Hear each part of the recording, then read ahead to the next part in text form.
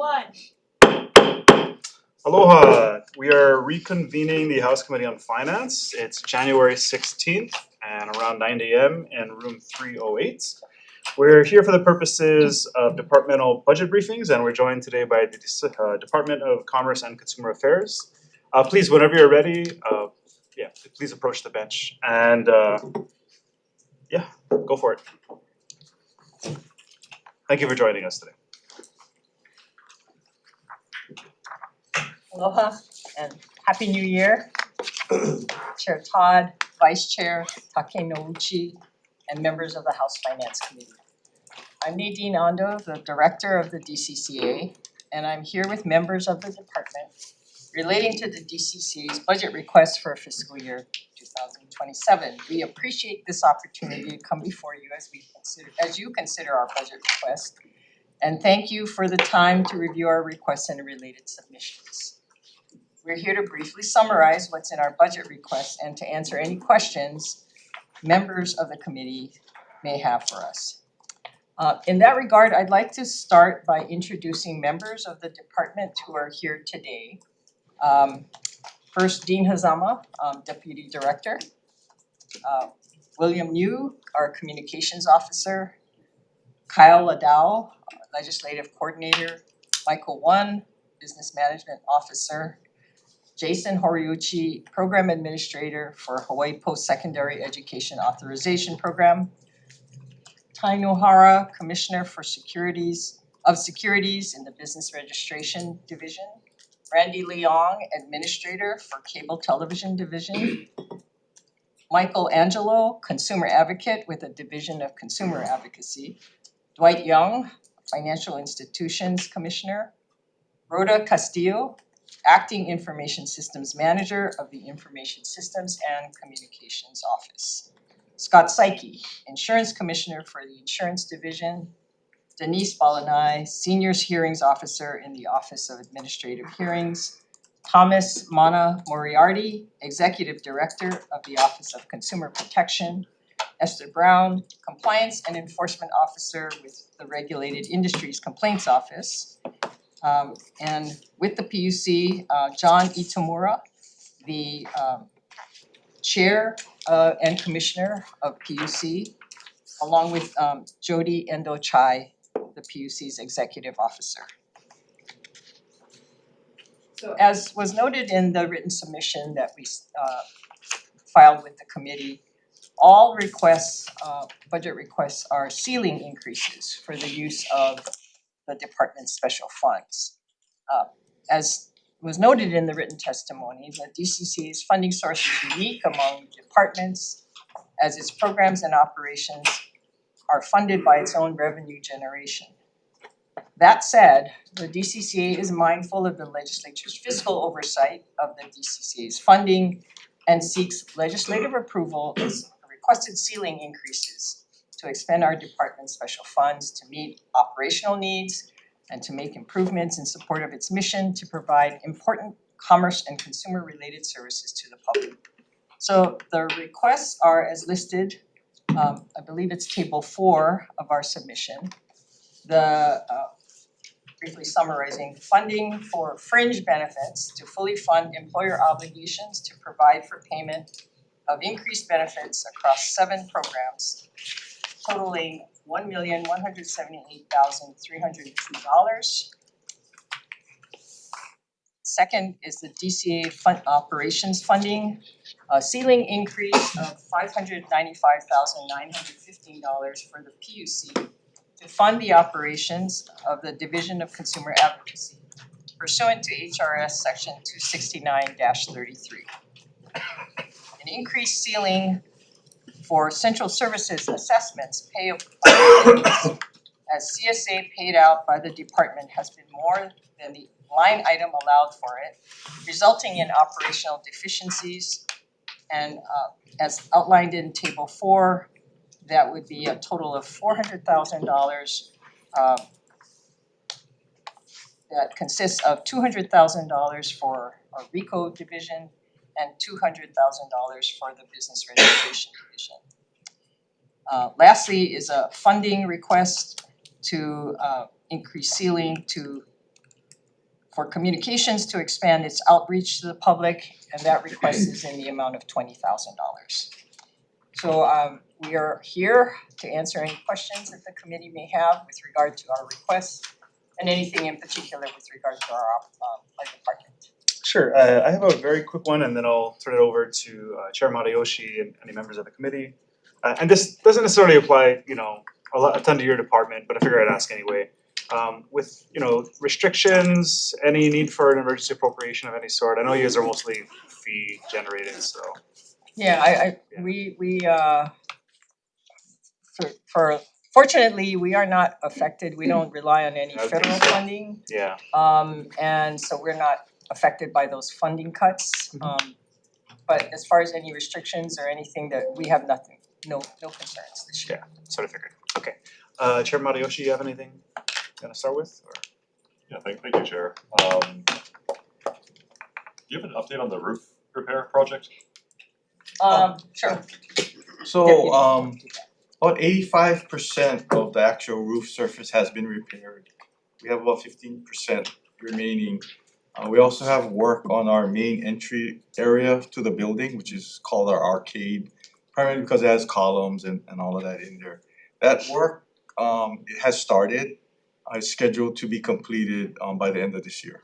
On budget, on time, everything It's okay on with budget so far and on time. that for Yes. the roof and, Yes. okay. So the $400,000 that you're, well, actually, let me start a little bit higher. You're requesting about $600,000 for Division of Consumer Advocacy.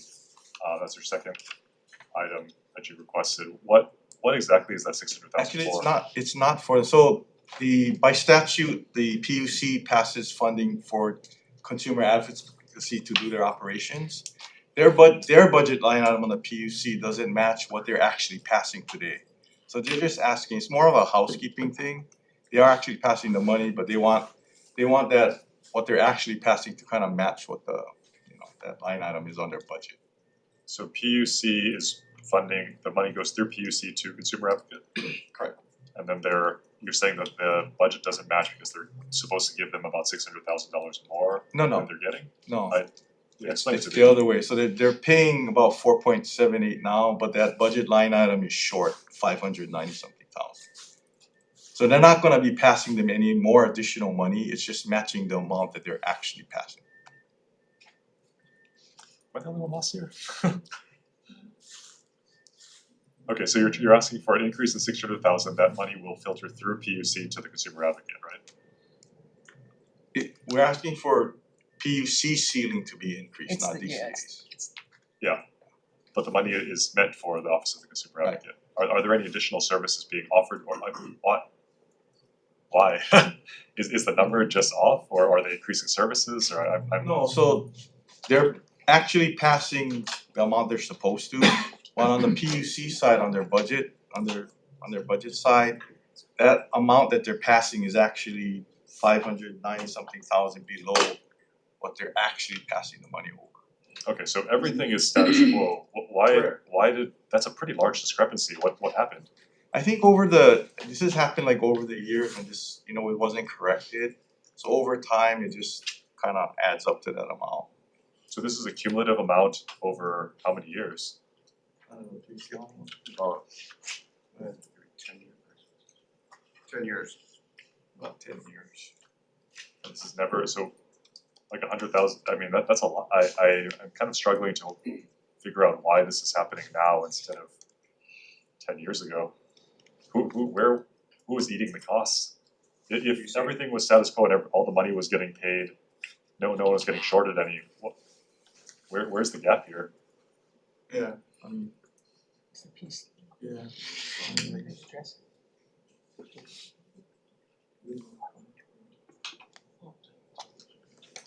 So it's 70 grand a year. Was it just not getting paid out? I'm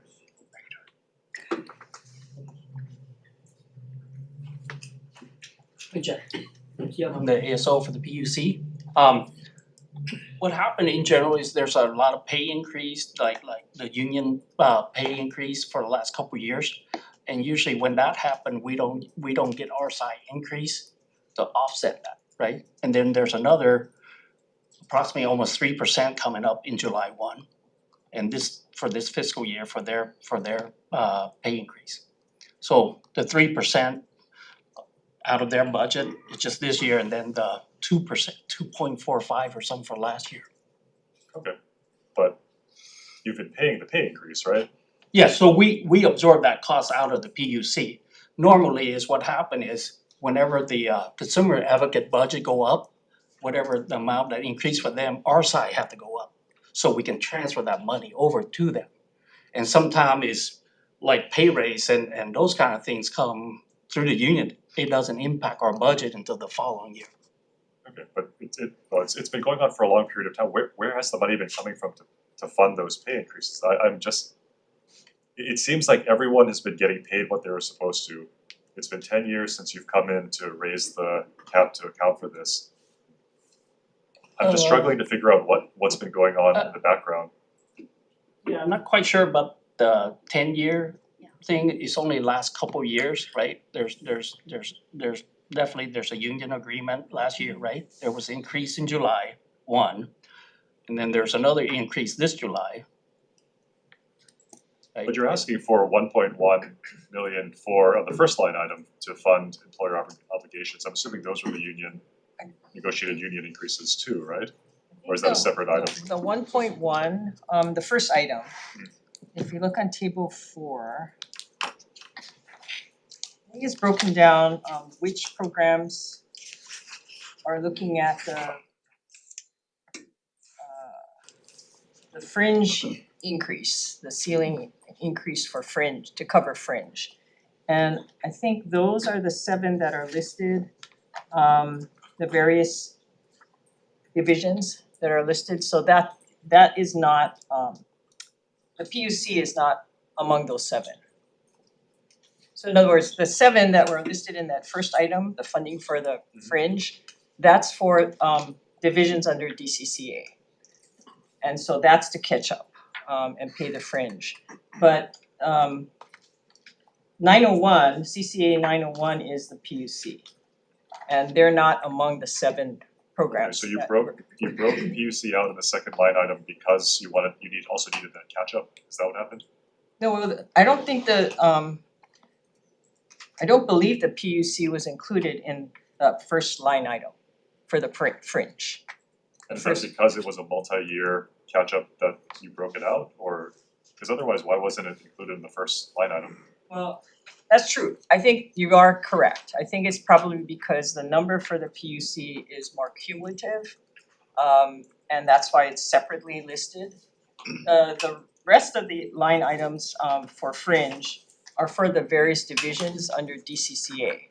And it is for to catch up for what we have to pay. That is for the year. So it's specific for that year, whereas the And that PUC's doesn't number. matter as much. I think the core of my question is the money that, about 70,000 a year for the last 10 years, about 60,000 a year-ish, anyway. The money was being paid, I just don't know, I'm assuming you keep a normal balance sheet, so the money had to come from somewhere. I'm just wondering where that came from. Was it DCCA funds that were more flexible and then you ate away at that in order to cover? These are PUC funds. Okay, So this is PUC for funds, but- specific to the DCA. So PUC provides the funding for our division of consumer advocacy. right, So that's separate from, all the other divisions that are being funded. okay, so Through- in that case, PUC was short 60,000 a year for 10 years in order to do this because you guys didn't ask for more money or ask for the cap to increase? That's the part that bothers me, I think, is that. Well, yeah, I don't know if it's a 10-year period. I think, but apparently, given whatever the annual amount that's typically included in their budget, they were not including these additional increases that had to be paid. So I understand your question, which is where was the money coming from to be able to pay that to I'm DC? just kind of concerned that PUC was getting shorted for years because DCCA just kind of forgot to I ask. think it's 10 years, cause usually we work all of our Even if it budget wasn't in 10 2 years, years. 600,000 is quite a bit. Yeah, because like for us, I mean, the pay increase alone for last, the one that the union approved and all that, and also the commissioner pay increase, those those came up to about $305,000 just this year, right? But we can't ask for that money until we come in here, so basically we're asking for that, and then there's another increase this, right, in July for 2.9 for bargaining unit 13. So that's why the PUC is at that dollar amount. The other part where the DCCA, they have a similar increase, but they're smaller. And so we're asking for that to offset our budget. Okay, maybe I can get a better breakdown later. Okay. Jared, do you wanna open, I don't wanna. Sure, let's open up real quick and then we can cycle back. Members of the committee, questions for the department? I have a relatively small one.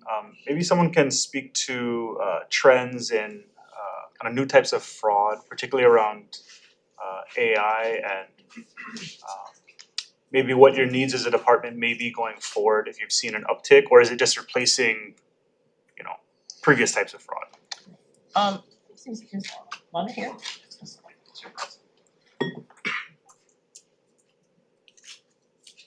Since you do reference it in your testimony, I was just kind of curious what that looks like for the department.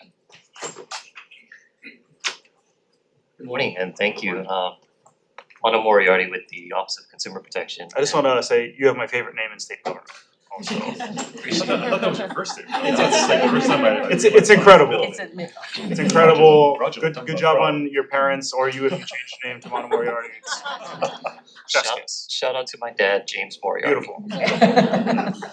Like a Sherlock Holmes villain or something. Yeah, it's But incredible. local. Incredible. A local one. Alright, sorry to distract. Go ahead. No, but I actually want to take this opportunity to thank Chair Matayoshi for hosting the info briefing in December where we talked about fraud, the proliferation of fraud. There was a really good panel there from Department of Law Enforcement, HPD, AARP, the alphabet soup including OCP. So from our perspective, we're trying to maintain a pulse of the types of frauds that are being escalated by the scalability that AI affords. That consists of sometimes receiving complaints and referring them to the appropriate agencies. And I say referrals because let's be super clear about this, that fraud, the type of fraud we're talking about where there are dollar losses, this is criminal activity. Right? Our department and our office specifically does not have the criminal law enforcement authority to go after these actors in a prosecutorial fashion. What we can do from our role is serve as a hub to coordinate with criminal law enforcement, local, state, federal, and we do that. We have good relationships with the majority of local and state officials. We work with the FBI in appropriate cases. We work with the Attorney General's office.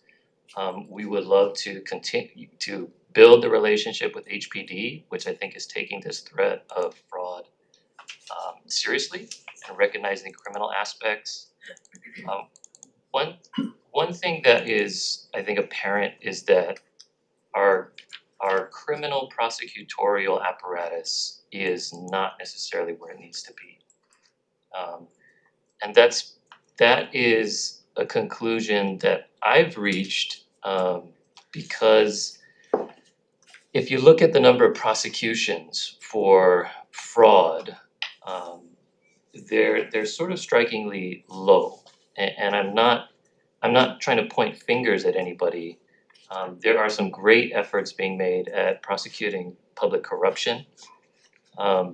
Fraud presents challenges because it's facilitated through online sources, many of whom reside outside the jurisdiction. The ability of our criminal law enforcement to effectively serve subpoenas, trace transfers through blockchain analysis, it's an area where I think we need to expand capacity. Take that all with a grain of salt because I'm not the person in charge of that, right? And our department is not the person in charge of those particular functions. Where we can assist is, I think, in raising awareness and in sharing our experience in combating things that we can prosecute civilly that also sometimes cross the line into criminal, where we have worked with our law enforcement partners on the criminal side, for example, in the area of like deed fraud. our office has taken a pretty active role in that, in investigations. Okay, yeah, I mean, feel free to kind of continue to engage with the committee and with your chair as we go through the session. Any needs emerge, if there's a way we can kind of better provide you with what you need to service the public in that way, or even just from a strategic point of view, if it requires coordination, just let us know.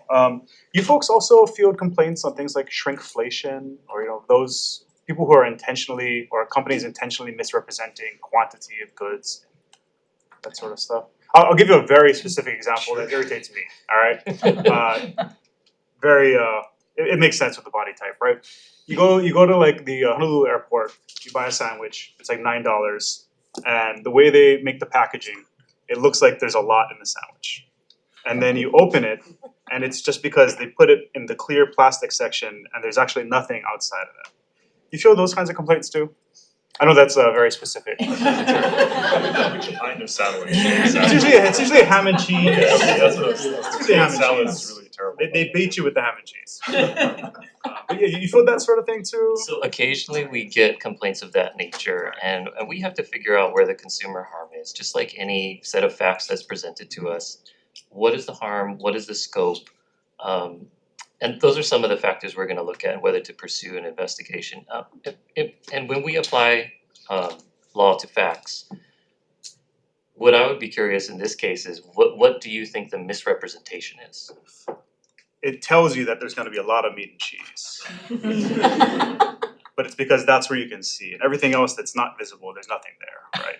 There's a lot of that going on. But so maybe I need to take some pictures and do an investigation on my own and then follow up. Is that appropriate? It's always helpful to have Alright. evidence to look at, yeah. Okay, let me know what you use. Okay, members, additional questions for the department? If not, Chair? I'm also pissed about that sandwich thing, so I figured. some prosecutorial follow-up with that. Going back to Chair's fraud issue, I mean, we've obviously discussed this a lot. Thank you for coming to the info briefing. I feel like you unintentionally maybe raised your hand just now. Yeah, I mean, okay, so you don't have prosecutorial power. Fair enough, we don't want to give it to you. That would be inappropriate. Could you though provide services to law enforcement or prosecutors through blockchain tracking, things like that? Not with your staff you have right now, but could your office be expanded to do things like that, provide an expert witness, such like that, to allow them to better prosecute?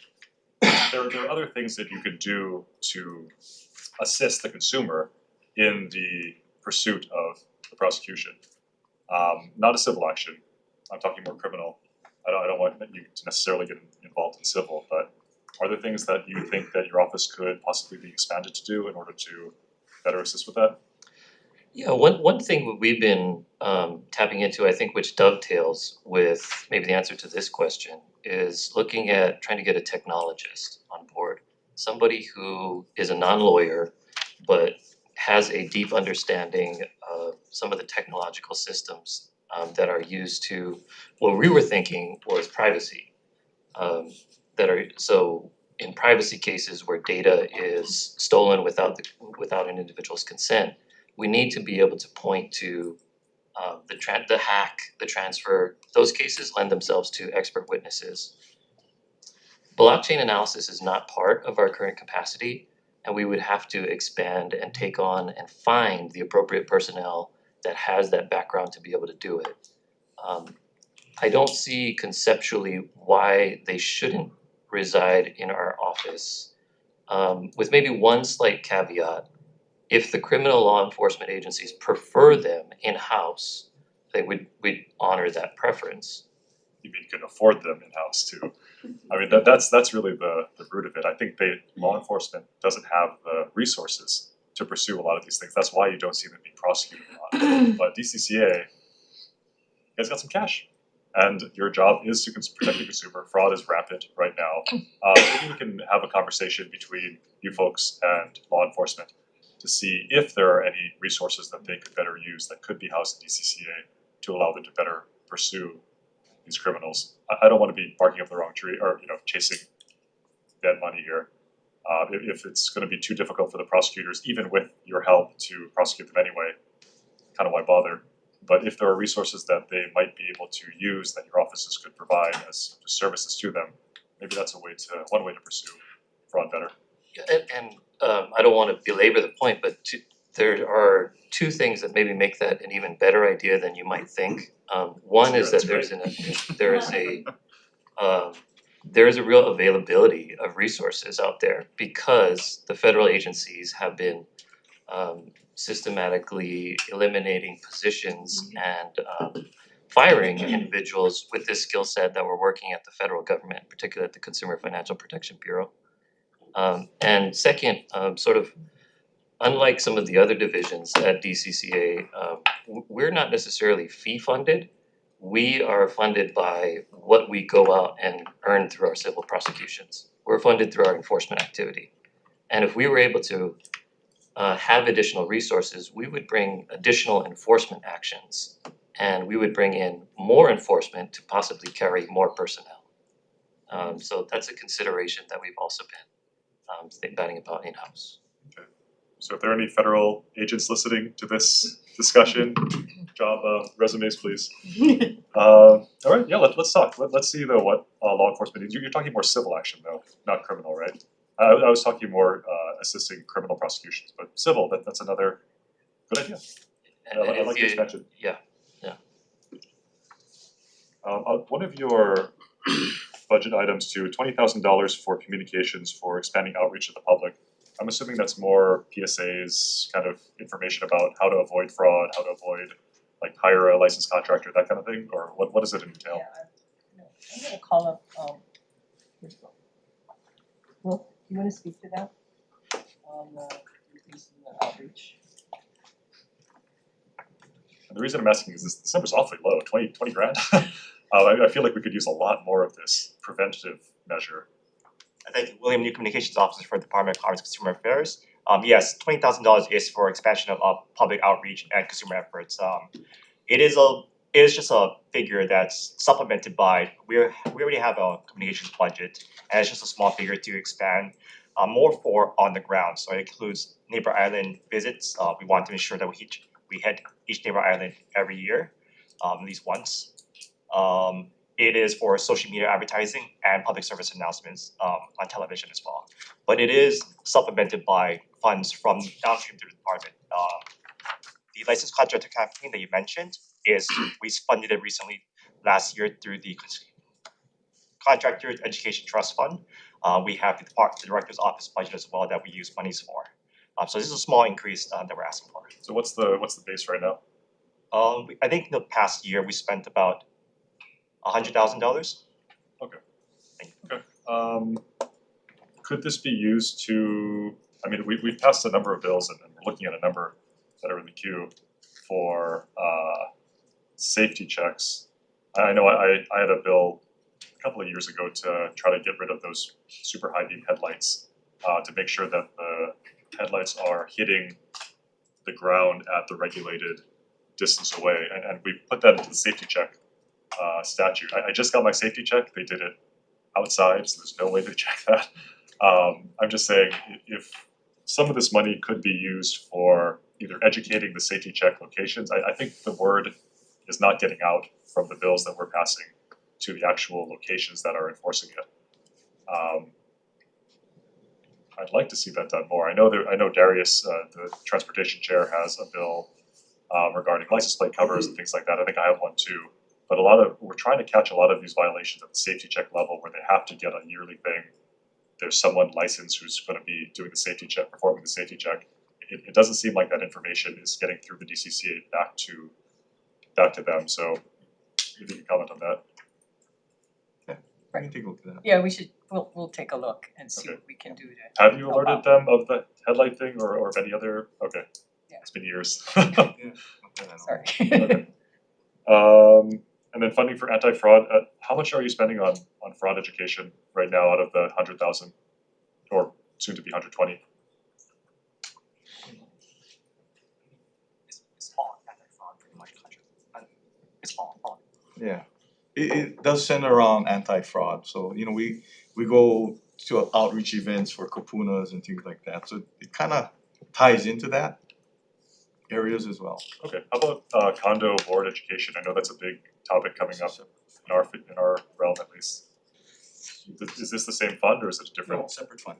That's Yeah, they have their own, the condo has their own fund. Okay, is DCCA able to offer more informational resources to condo boards? Cause it seems like a lot of them are struggling right now. That's what that program's for. Right, we have that condo education trust fund. And there is use of that money to provide for more education. I know they do a Condorama event every year, maybe twice a year sometimes, once a year. But I know they're also using it for other purposes to get the word out.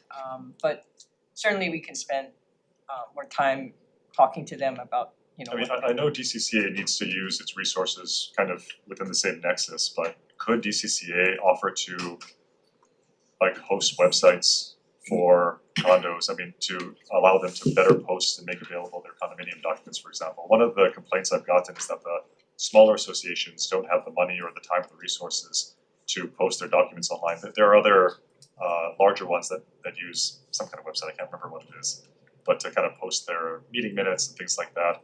Is that a service that DCCA could provide for condos using the condo fees? Just to make it more uniform and Yeah, they have a website that has resources on it, so we could add stuff to that website. But I believe there's also and I'm wondering, Cindy, can you come up? And the other thing too, if they post their budgets and things like that, you'll have direct access to it. I mean, it would allow maybe some oversight if we decide to go that way. Morning, Cindy Matsushita, Administrator for the Professional Vocational Licensing Division. We have begun discussions regarding the possibility of hosting a portal that such as what you described. For all the condo, to access condo documents. Or just kind of post condo thing. I mean, I don't need them posting, you know, so and so's baby luau is Saturday, but you know, to post legitimate condo related items. Yeah, I believe the discussions that we were having were surrounding CCNRs for condos. TCNR and declaration bylaws, all of the, I mean, meeting minutes, budget. Okay, Yes, all those associated documents. okay, where is that in the process? It's in discussions right now. There's software system considerations as well as, you know, considerations of what types of documents we would be posting and things like that. So still in its discussion phase. Okay, yeah, please keep me updated. I think that's a good idea. I'm glad you guys are going in that direction. Thank you. I have one more question for Mona, but do you wanna open it up to? I know Russo has a question.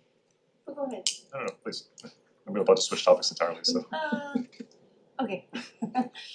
So you folks are projecting a surge in complaints surrounding the expiration of foreclosure moratoriums related to COVID and disasters, and I was wondering, because it looks like we're entering into a period of economic downturn and the underlying debt structure remains the same for most of those folks.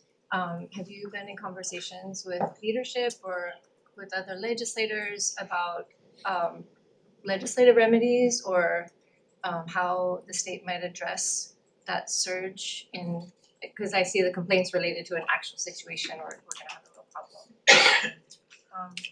I think, I mean, we can speak to it more broadly. We're gonna have our financial insurance, institutions commissioner. Dwight Young, Commissioner of Financial Institutions. It is possible that there are gonna be more foreclosures coming up. Our general practice is to point them towards their servicer or their lender to see if they can work some things out.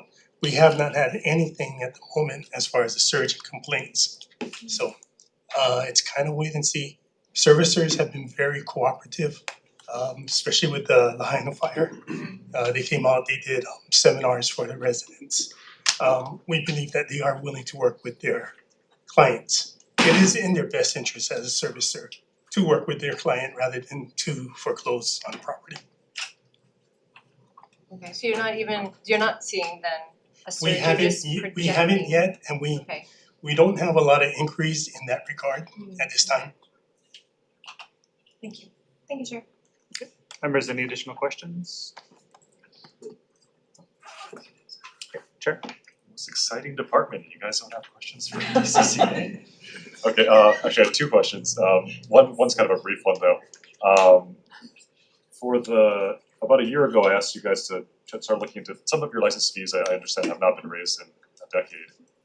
And you were going to look into that, can you give me an update on your analysis of the license fees and some that have not been raised in a very long time, at least in an inflationary style?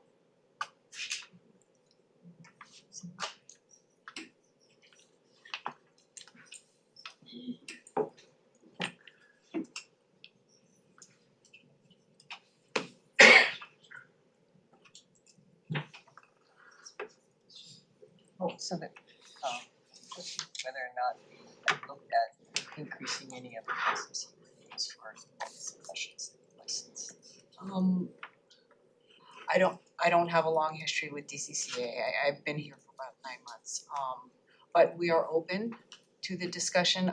It has come up maybe once or twice during my tenure. I'm not sure what the history is, but we're open to it. Okay, I'm not letting this one go. It's been a year and I haven't heard anything. So I'd like some analysis done. I mean, the fact that licensing fees have not been raised, we're about to get into a budget crunch. And I think those fees have been lagging. I think that DCCA can offer certain support services, like I just talked about with Mana, that could possibly be at least supporting of other departments. But without the funds coming in, I don't wanna off balance you folks. So I would like some analysis done, someone to at least take a look at just what pure inflation would have raised We will it to. take a look at that, I guess that like in any kind of circumstance where you know, the projections for how the economy is going to be going next year, whenever we're looking at increasing licensing fees for professionals who are also in that category of the public that's being affected by inflation and budget concerns overall, you sort of have to balance it because we are looking at professions that are governed by their boards and commissions.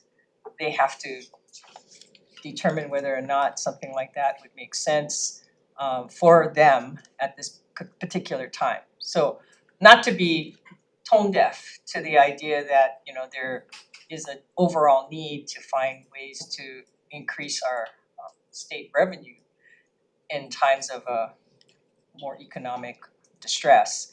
The idea that, you know, we're looking at increasing fees for people for their professions at a time when they may be also feeling the brunt of that is it's a sensitive concern. I understand that, but in that case, you folks should have been raising it over the last 10 years and then you could decrease it now when we have an economic downturn. This isn't to say that we should be necessarily increasing it during economic bad times, but it almost speaks to a failure to account for increases in these fees over a very long period of time before your own tenure.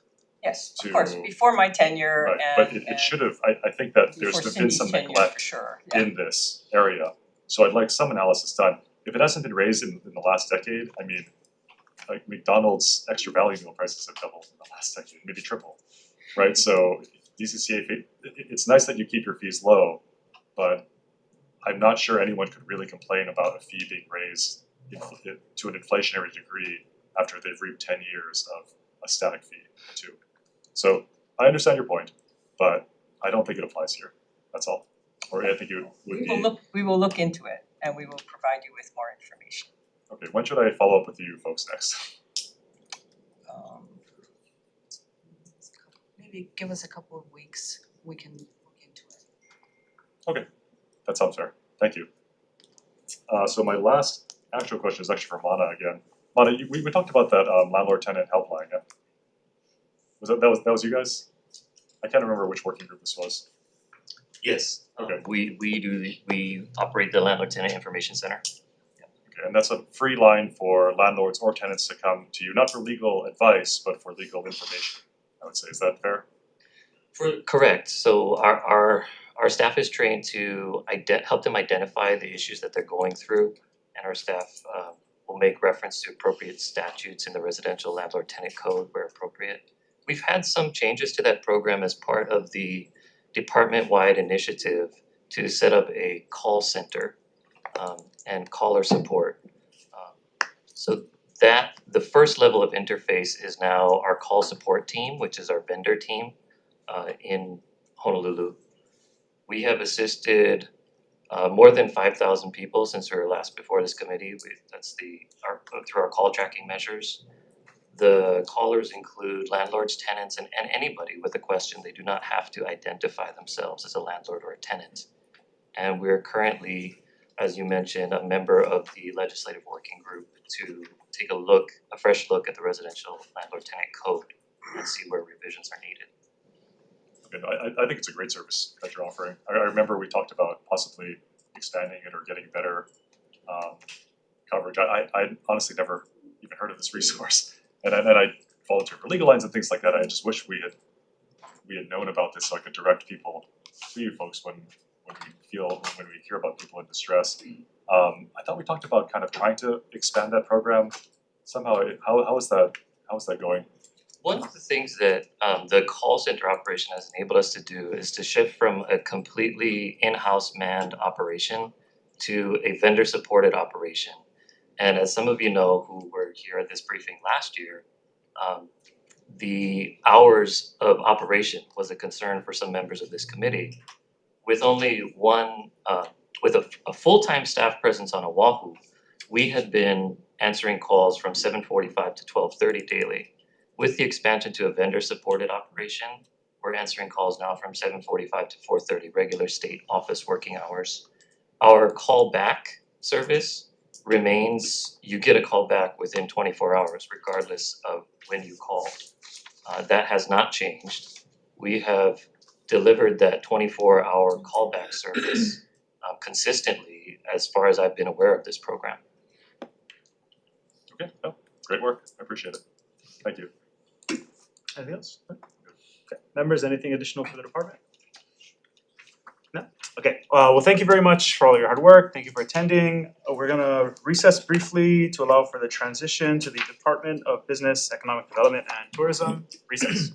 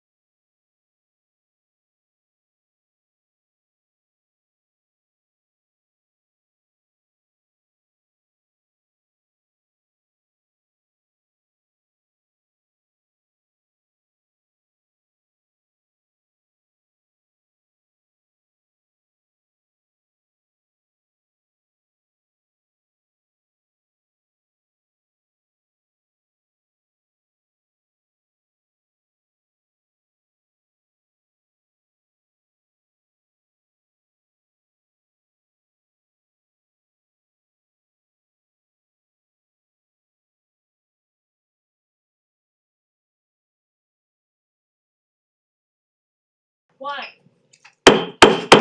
Aloha, we are reconvening the House Committee on Finance. We have a budget briefing today as part of our 9 AM agenda from the Department of Business, Economic Development and Tourism.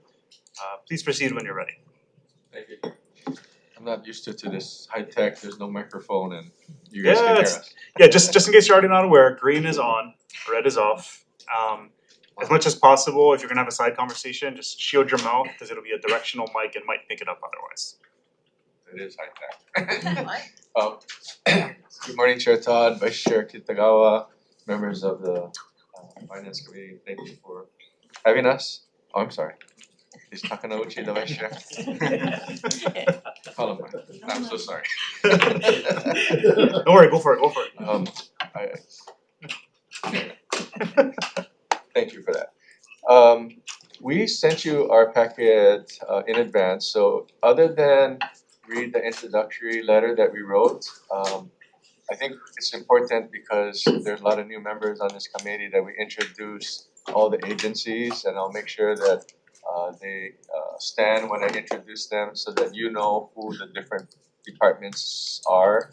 I remember when I was a freshman, it's Subler and we have 17 agencies, so it's not easy to keep track of them. Some of the senior members would be easy at this point, but anyway, we'll just go through that. So our newest, or one of our newest hires is our new ASO, and that is Sayuri Sugimoto. So Sayuri, will you please stand? Yeah, so Sayuri handles HR and everything to do with the administration of DBEDT. In order of the program ID number, it's Business Development and Support Division, that's Dennis Ling. Aloha, chairs, vice chair, committee members.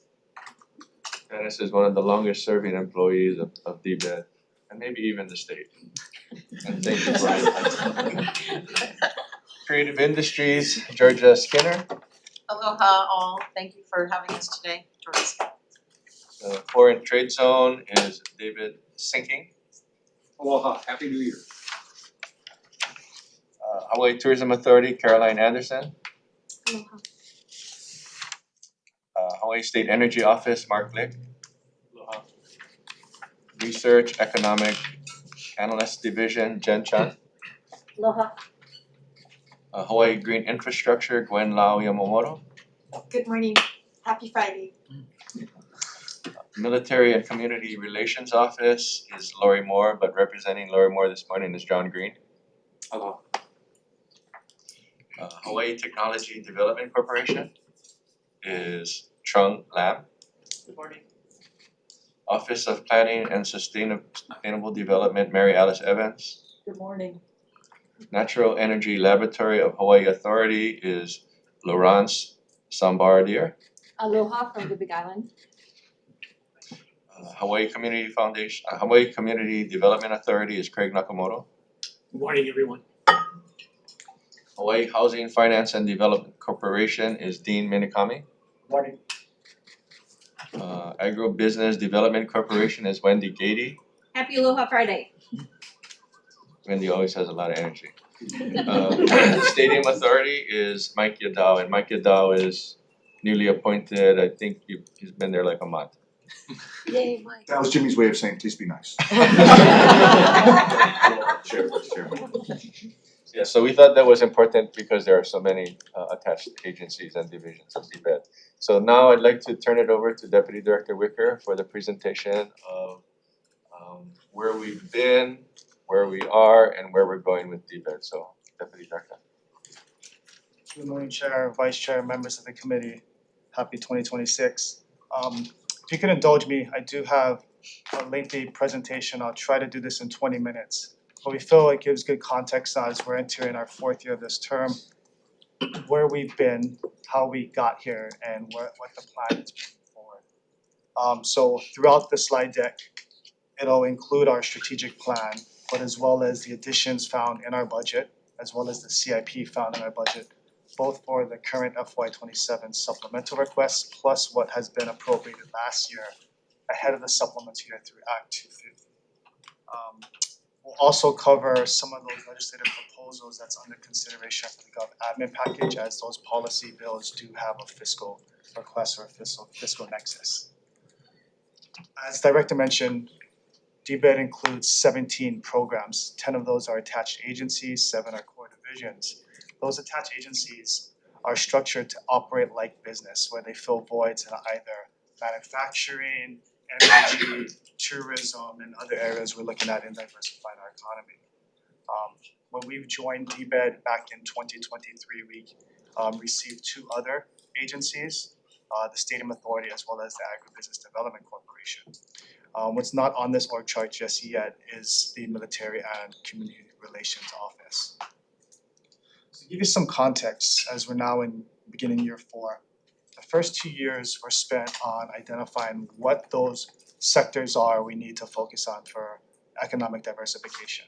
That included low-hanging fruit with some of our anchor industries such as tourism, agriculture. We also explored other ways, aspirationally, 2 Hawaii strengths where we can focus on, such as aerospace.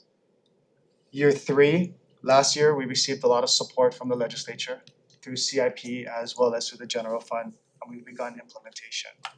And as we go into year 4, it's continuing to leverage what we've started as well as to continue on adding in projects where we see our businesses are asking for the most support. So workforce alignment.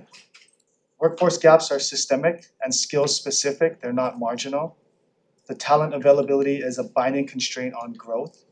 Current economic structure is not producing sufficient wages, and workforce alignment is a legislative mandate. So we pulled this from prior reports through UHERO, the Small Business Administration, as well as our own READ economic forecasts, and through studies and reports that the legislature has asked us to do, such as HCR 184. When it comes to infrastructure and facilities, we recognize that the economy cannot scale without the supporting small businesses and getting them to become medium enterprises.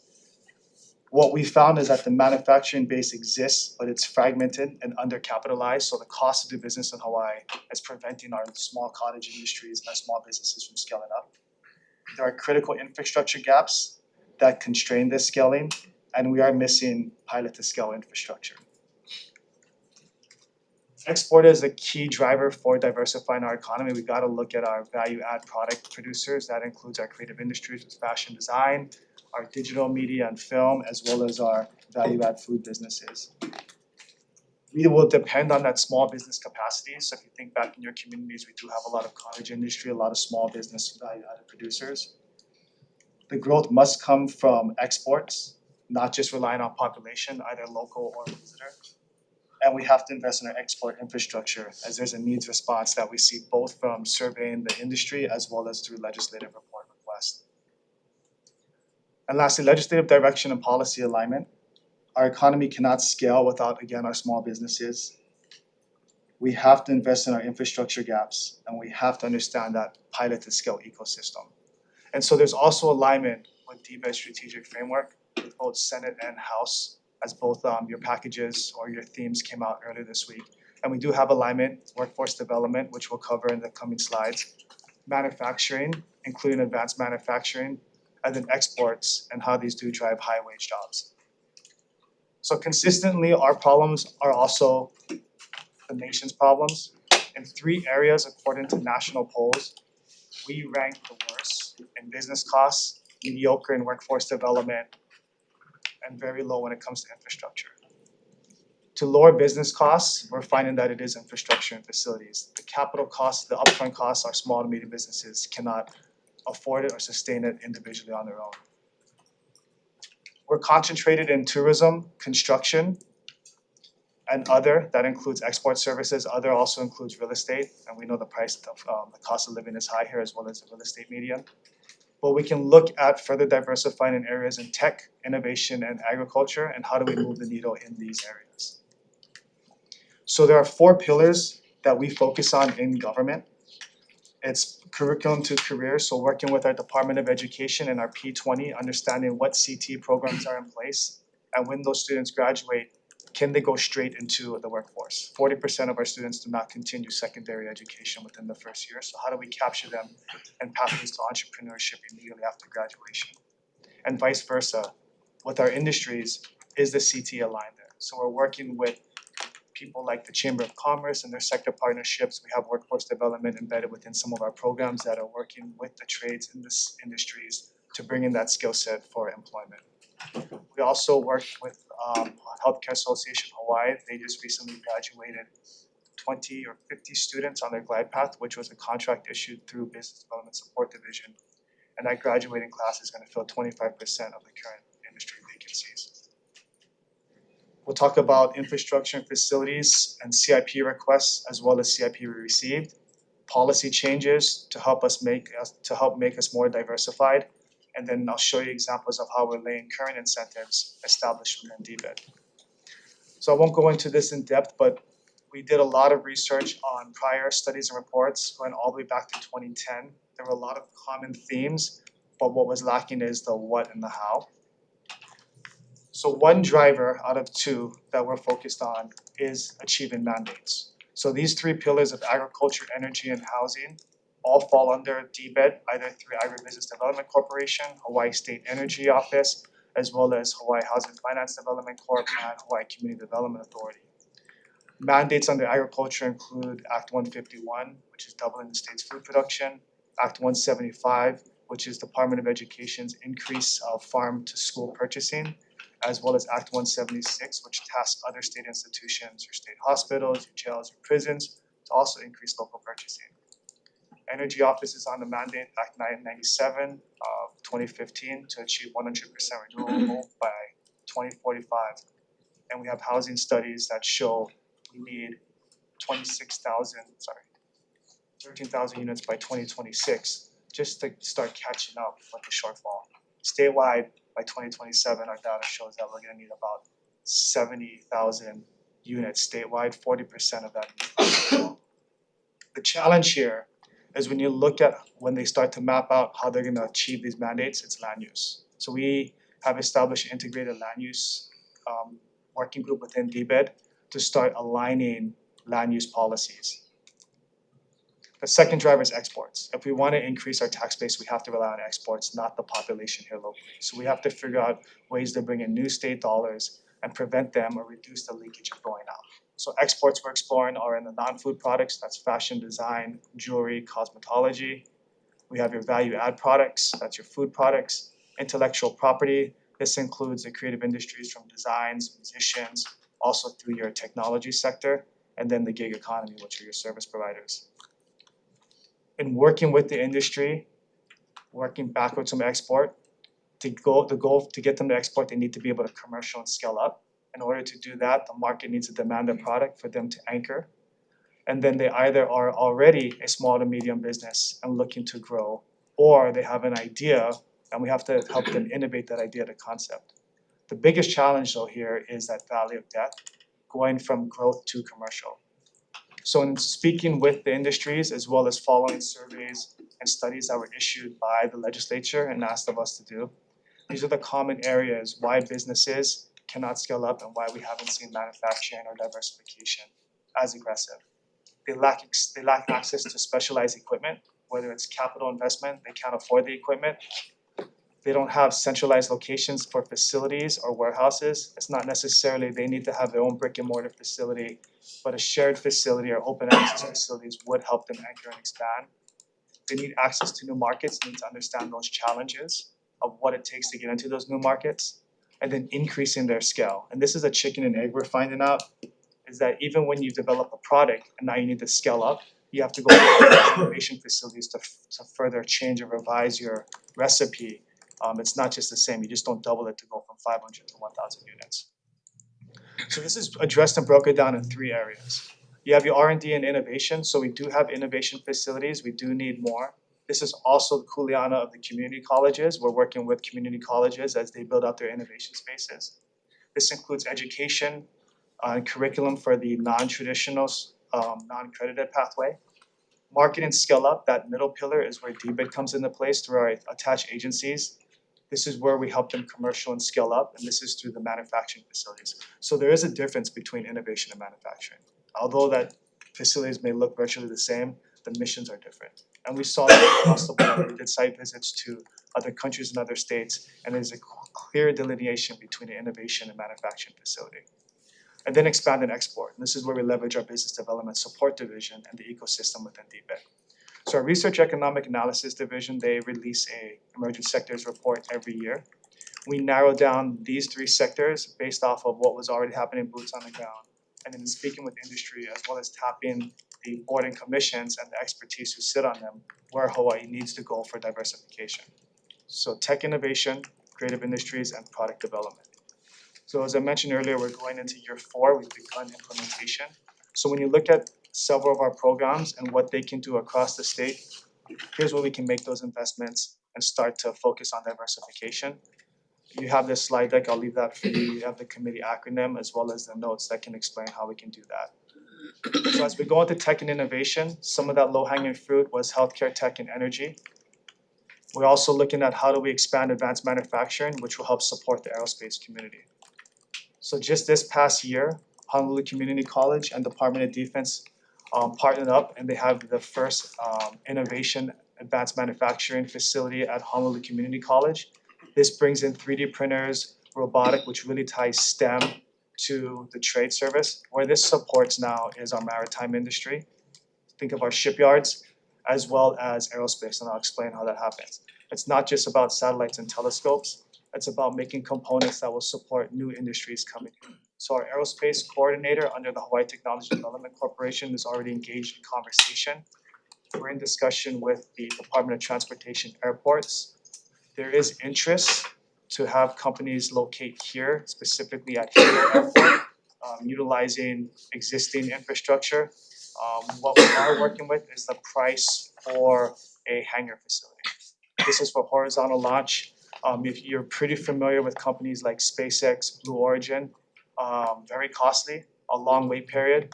What makes Hawaii attractive is 1, our location to the equator, 2, no population for launches as you're launching over the ocean. This ties in STEM jobs as well as advanced manufacturing for components that can be manufactured here and assembled here. Healthcare technology. So we're working with the University of Hawaii Cancer Research Center. There are 3 areas we're exploring when it comes to new industries: translational drug development, early phase clinical trials. You may be familiar with MD Anderson and their institutions. This would be similar here, where we could bring in patients here long-term for their treatment and their trials, which helps not only the hotel industry, but also as we move towards more of a healthy, that blue zone economy, health and wellness.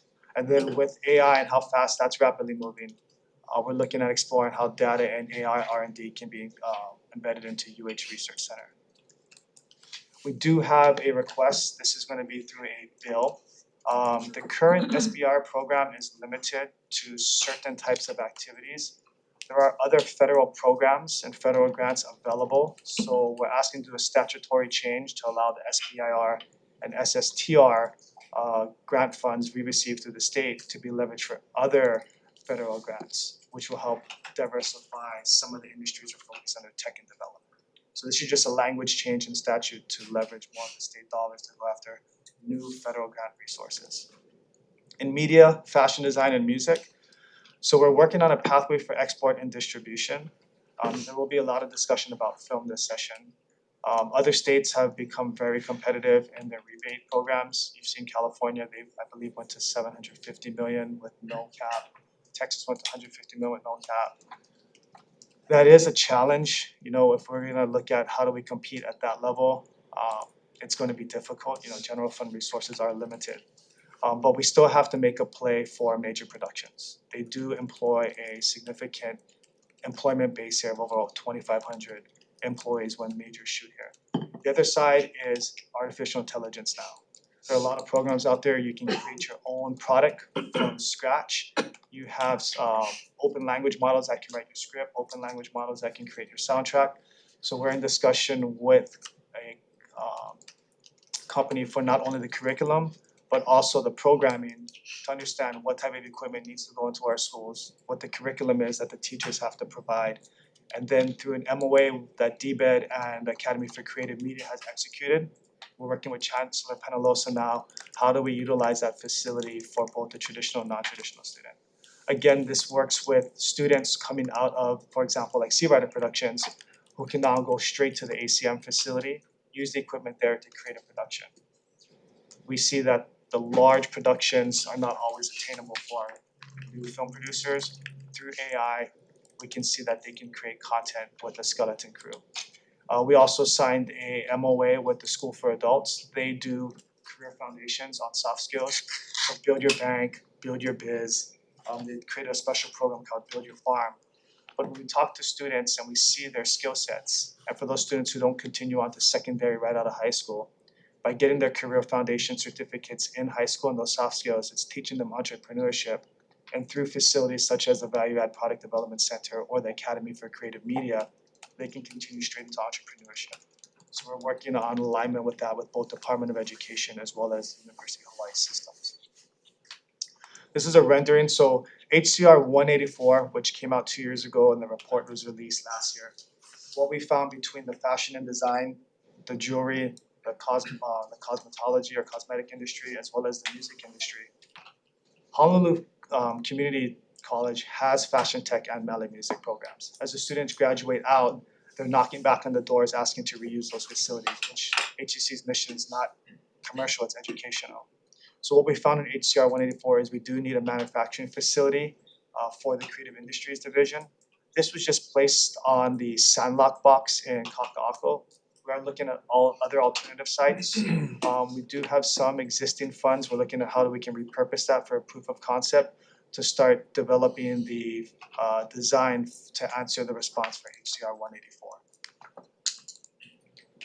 We do have several bills we put into consideration for Gov to consider this session. We are asking for 1 FTE, this is a trade-off and transfer, for a taxation compliance coordinator. We do currently have a temp position. We're asking to establish it permanently.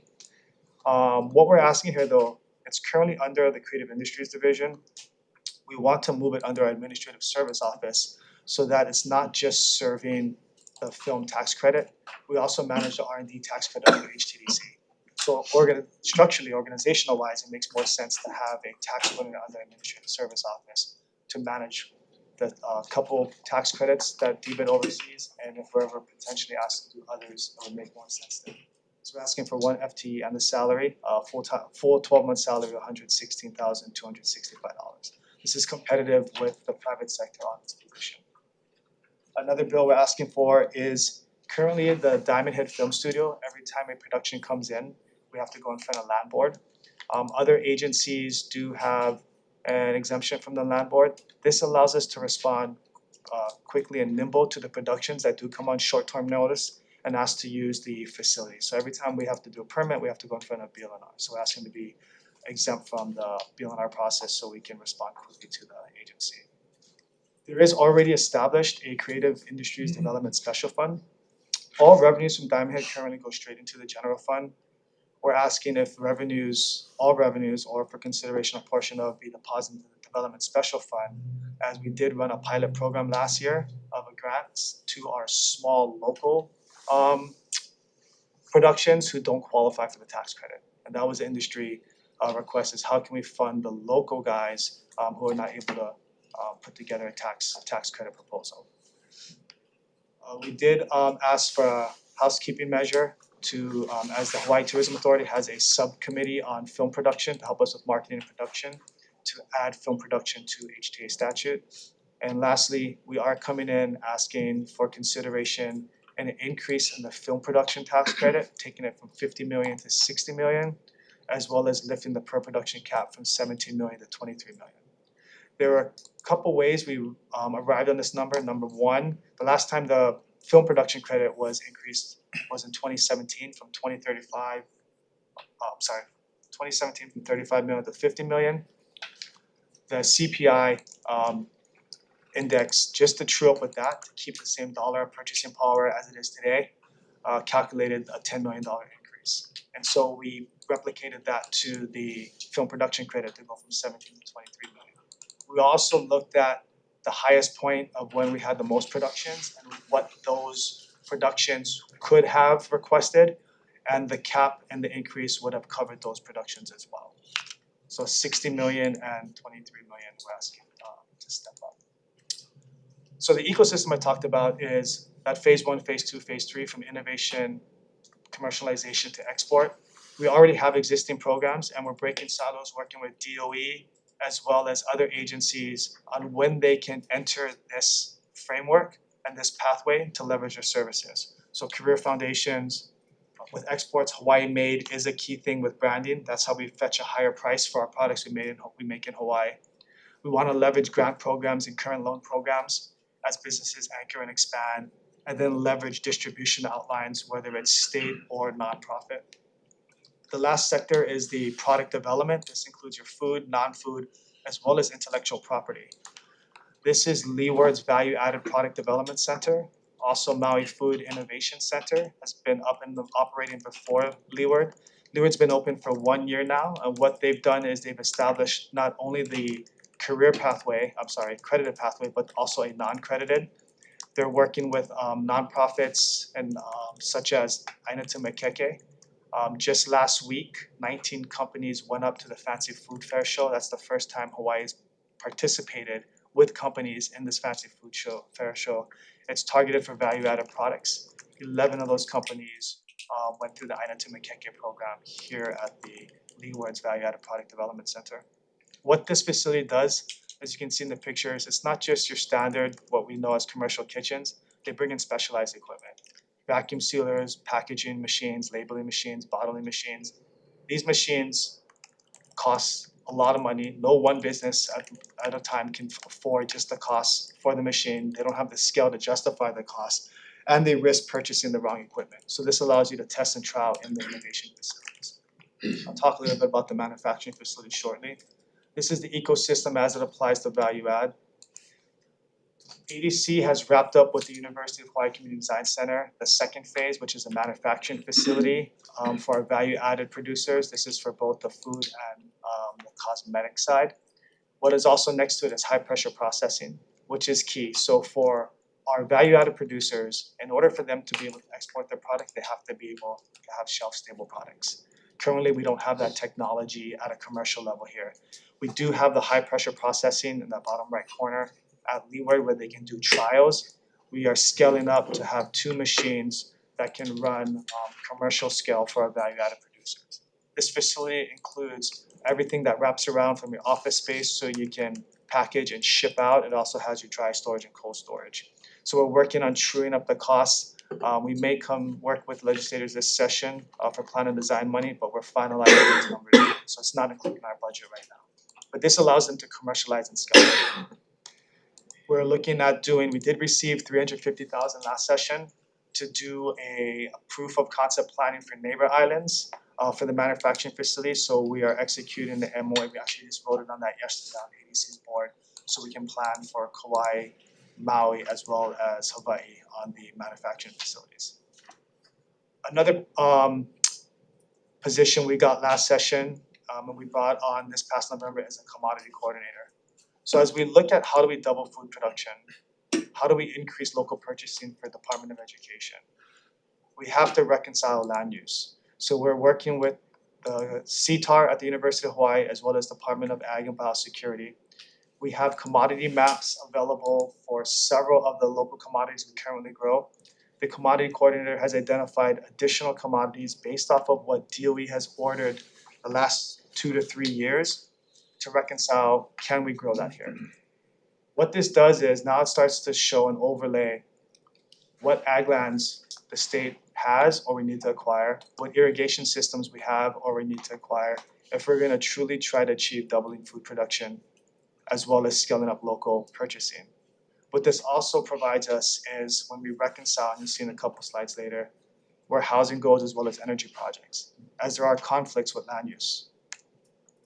We did data dumps with DOE to understand what we're importing as well as what we need to scale up. What's key about this is because ADC is leasing land to DOE for their regional kitchens. So we visited several regional kitchens across the state. They aggregate in local produce, create scratch meals, and then we'll ship it out to the schools. What is interesting about what you see on the screen here is this model can be replicated across the state and repurposing existing plantation infrastructure. Each one of these buildings represent a solution to challenges brought forward to us by industry. They need access to processing facilities, manufacturing facilities, warehouse space, retail space, greenhouses, cold storage, dry storage. That's the economic side. We always talked about resiliency and sustainability. In the flip of a switch, if a community is cut off from a tidal wave, a tsunami, a hurricane, we can lean on DOE to prepare those mills instead of relying on DOD for MREs. Run it through HPP for shelf stable and put it into our cold storage. So through economic development, we are actually developing our path to resiliency. But it's the investment from this body to build out these infrastructure and facilities. This last session, we were able to do land acquisition. We're looking at purchasing another parcel, which was industrial, and it has existing infrastructure as well as existing facilities. Other facilities we're learning that we may need for DOE includes egg breaking facility, slaughter facilities, as well as aggregation facilities. That's the other money we got from the food processing facility. This is for the high pressure processing. We're looking at doing investments and improvements on Kauai to two ditch systems, the Koke'e ditch system as well as the Kaha irrigation system. In fact, I go back to this commodity, you see Kauai and Kekaha side. This is a suitability grid. So what you see in red is no irrigation, but you can get to blue if you can irrigate those areas. And so that's why it's critical to invest in those irrigation systems. Tourism, conventions, and sports tourism. We do have requests in the CIP budget of 60 million in geo bonds and authorization of 20 million in our special funds for convention center improvements. We're asking for 3 million and I believe that's in A funds for investments into sports tourism, as well as asking for a ceiling increase. We already have the funds, we just need an increase for the stadium development of 49.5. Sports tourism is a huge shift we're seeing in several states. You see it in Nevada, Arizona, Tennessee, even on the East Coast. It's not discretionary, it's intentional. Investments made into convention facilities as well as stadiums to attract not just sporting events, but other recreational events. I won't go into too much detail about workforce development, but this just shows you our process on how we're reconciling either working with DOE towards industry or industry back towards DOE. Energy stabilization. So in chasing our 2045 goals, it's not just going to be reliable on PV, battery, and wind. This is a map of what it would take to get to 100% renewable on Oahu. And we're looking at this because we have to reconcile again with the commodity mapping. Some of these projects do land on conservation and agricultural, so we have to understand if those projects can coexist with the ag nation.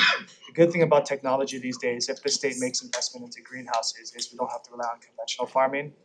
What greenhouses do provide are reduced usage of resources such as water and sunlight, as well as they can be resilient, withstanding up to Category 4 hurricanes. So during natural disasters, we can still have some economic development and rely on a circular economy with the agriculture industry. This is just a table that kind of provides you what the land use intensity is when it comes to certain energy projects. And so for us in our internal working group, we have to reconcile where those acreage are available, what the state needs to acquire in the future, and then weigh out, is it really gonna be one energy generation activity or the other if we don't have the land? So that just reconciles again. We do have a bill in for 6 million that's coming out of Hawaii State Energy Office. The request is for characterization, so we can do characterization activities on certain sites identified for geothermal.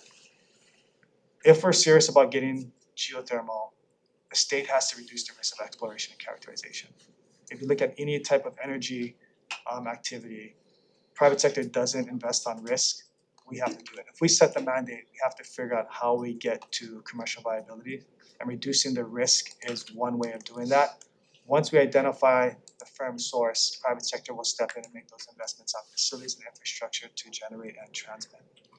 So we do have a bill asking for 6 million for a characterization underground project. Lastly, housing. So we are working with our internal housing group. We have mapped out where projects can go along TOD, working with the TOD Council, as well as Neighbor Island. This is just more maps that just show you how we're interacting and breaking the silos between agencies as well as departments as we do the commodity overlay, the energy overlay, and the housing overlay. We do have requests in the budget. We do thank the legislature. Last session, you provided 5 million for a site in Kaka'ako for Kapuna supportive housing. We do have a request and we asked them to keep that in. We do need the full funding in order to bring that project to fruition. HCD is also asking for 1 million to begin an EIS study for the Kapolei area. This master plan includes up to 27,000 housing units, but we have to begin with the EIS process for that. For HHFDC, we are asking for a 1 FTE temporary. This is a non-general funded position of an assistant controller. Currently, HHFDC is managing over 2 billion in assets and projects. So we do need capacity in the with the chief financial officer and bring in an assistant controller to help manage that portfolio. We're also asking to continue the support of the funding that was input last session for the fiscal year for a dwelling unit revolving fund of 40 million that goes to infrastructure for projects. Our rental housing revolving fund of 50 million, as well as 50 million for tier 2 housing projects. That's it in a nutshell. There are requests for NAUHA, and I can speak for that too, either now or after. Might as well just go for it. So we are asking for, it's just a housekeeping request. We're asking to provide the funding for an administrative assistant. The system will help with a bunch of administrative tasks from managing the host park as well as to the board meetings. We're asking for 1 new position, a cultural practitioner. This person will be tasked for cultural stewardship and community engagement. Will help implement our deferred stewardship actions as it relates to archaeological and cultural studies for our master plan. So we're working and pushing forward with the host park master plan, and the cultural practitioner will be key in helping us move forward with community engagement. We're also asking for CIP funding, 10 million to remove an abandoned seawater pipe that was left by a prior company that goes back 30, 40 years. There is already existing infrastructure with seawater pipes. This will not impact the existing. This is just to remove an abandoned pipe. It's currently costing us already $750,000 and unbudgeted costs to mitigate that pipe. And then we're asking for monies for basic improvements of maintenance and repairs of Host Park.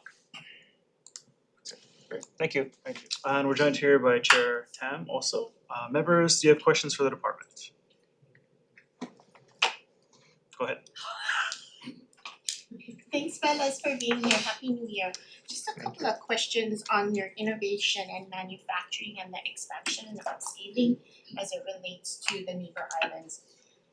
Very curious what the timeline for development, proof of concept, absolutely understand the value of that there. And what is incredibly more challenging for our neighbor islands is the recent PUC decision that tacked on an exorbitant amount of costs for shipping between here.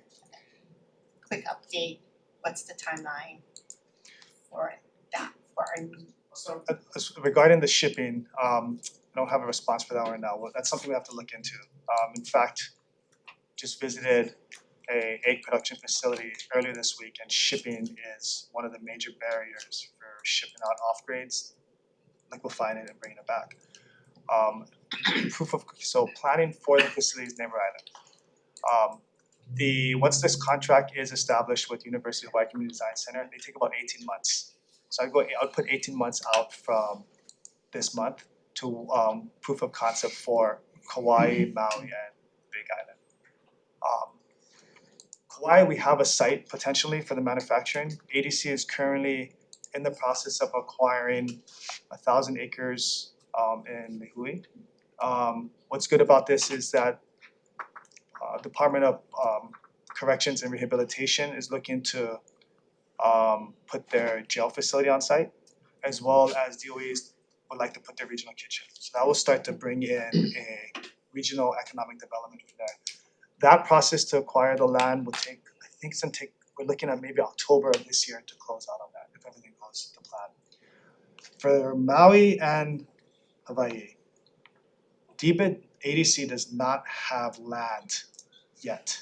So it doesn't prevent us from doing the proof of concept because it doesn't have to be site specific right now as we do the planning and design. We can always address logistics on infrastructure at a later point in time. Potentially Hilo, I mean ADC does have 2 acres in Shipman. Could be an opportunity there, but it doesn't prevent us from doing the proof of concept, which will take 18 months for the manufacturing facility. Which then walks me into the vertical launch in partnership with Horizontal, sorry, not vertical, horizontal which launch. is airplane tow. Yes, yes, a horizontal launch in partnership with Department of Transportation. Timeline on that, and is there another partnership that you guys can develop with that launch site that might actually feed into this innovation and manufacturing? When you say another partnership, can you give a little bit more thoughts or ideas on that? With that site and site control that DOT has with that launch program, is there ways to look at that site expansion for this manufacturing innovations? Oh, okay,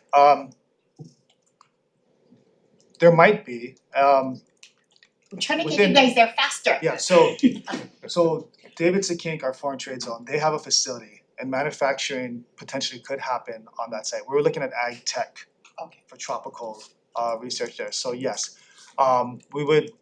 The opportunity would be there. We would talk with Director Sniffen, looking at an existing cargo hangar space, if that could happen on site or nearby site.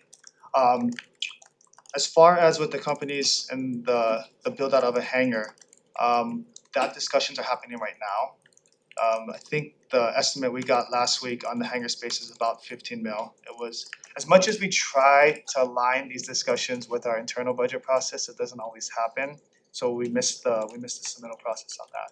But it doesn't stop us moving forward with other ways to explore how we can do this, including working with legislature on a special purpose revenue bond. Yeah, and if not, I think the ag tech piece actually, at Shipman makes a lot more sense for a lot of the ag and flower industry that we have in KL and Honolulu. And then I had, one more question on the textiles, Big Island's big when it comes to fashion. I'm just curious, cause I know a lot of that is being developed here, if there was any consideration for a hub or something a little smaller for our fashion industry on the island. Each county is gonna need their own manufacturing facilities. And what's unique about certain facilities, not so much probably with fashion, because with garment industry and textiles, it's usually all the same equipment. With food, it's different. You have microclimates, you have different producers, different commodities on neighbor islands. But the plan is statewide, each gets their own infrastructure and facilities. To get there faster, we'll work with the legislators of those districts, and if they can support funding for DBEDT, we can get there faster. Yep. Hilo was definitely, I think, one of the drivers of the conversation early on about the creative industry side. How do we get more SIGZANs? Especially when you think about other festivals and fairs that could be planned around after Merry Monarch. We just looked at a study about how fairs and festivals are an economic driver for our smaller rural communities, and then designating like a field day space, not just for a fair, but for other festivals 4 times a year will drive in real economic new dollars to that small community. Yeah, and which is why I appreciate the partnership with Naleo TV in that media industry. There was a great film she did called That's So, SEW Hilo, and it talked about that fashion industry prior to the tidal wave and how it really was kind of an economic opportunity, kind of reestablishing. So yes to all of it and that partnership with Naleo. We are partnering with Naleo too on distribution, mapping out a distribution pathway for our film content producers. Yeah. So, thank you. Great, thanks gentlemen, happy new year. Thank you. Rep. Leroy, I would add that we have had discussions with clothing designers about what they need to ramp it up. So it all comes back down to, as Deputy Director said, equipment and resources for them to ramp up. Cause, you know, like other things that we do, we don't wanna see the production of these materials for shirts, dresses, everything else go someplace else other than Hawaii, but we need to find seamstress and we need to find equipment. Yeah, great. I did have a question for HCDA, but I don't know if you want me to jump into that. And really Craig, we just wanted a update on Banyan Drive and the spend down of that money, the $1 million from Rep, I will add, Sure. well, Craig's coming up, that, you know, I thank Craig for his diligence and his hard work on this. I mean, he's flying over there on Sundays to meet with the legislators, and not only once, but often, so he's been on it and Yeah, no, he's been he doesn't have great. notes, he can answer your questions. Yeah, he's been great, and it's not for me, it's for other people who might be watching who are asking for an update. I think this is a great opportunity. Thanks, Craig. Thanks, Rep. Leloy. So I'll address it on two levels, actually three. So on the first level, with the $1 million that was appropriated to OPSD originally to do master planning for the Waiakea Peninsula, this was funds that were appropriated by the late Representative Nakashima. We had the funds transferred to HCDA. Halbert Hastert Fee has started the master planning process for the Waiakea Peninsula. I realize it's a little bit in advance of a district being created, but we didn't want these funds to lapse, so Halbert Hastert Fee has been busy speaking with community stakeholders, getting interviews, and I think the end goal is to develop a master plan, a community plan for the district, for the Waiakea Peninsula Banyan Drive. There's a lot of input we're getting, and we hope to kind of have a visioning process with the community, larger visioning process. I think it's gonna be sometime later this year, but I'll have to check on that. At the same time, we are working on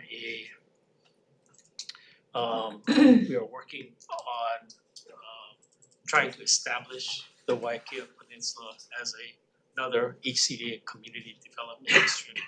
This is a carryover effort from last session. I think as you recall, a bill went through the House.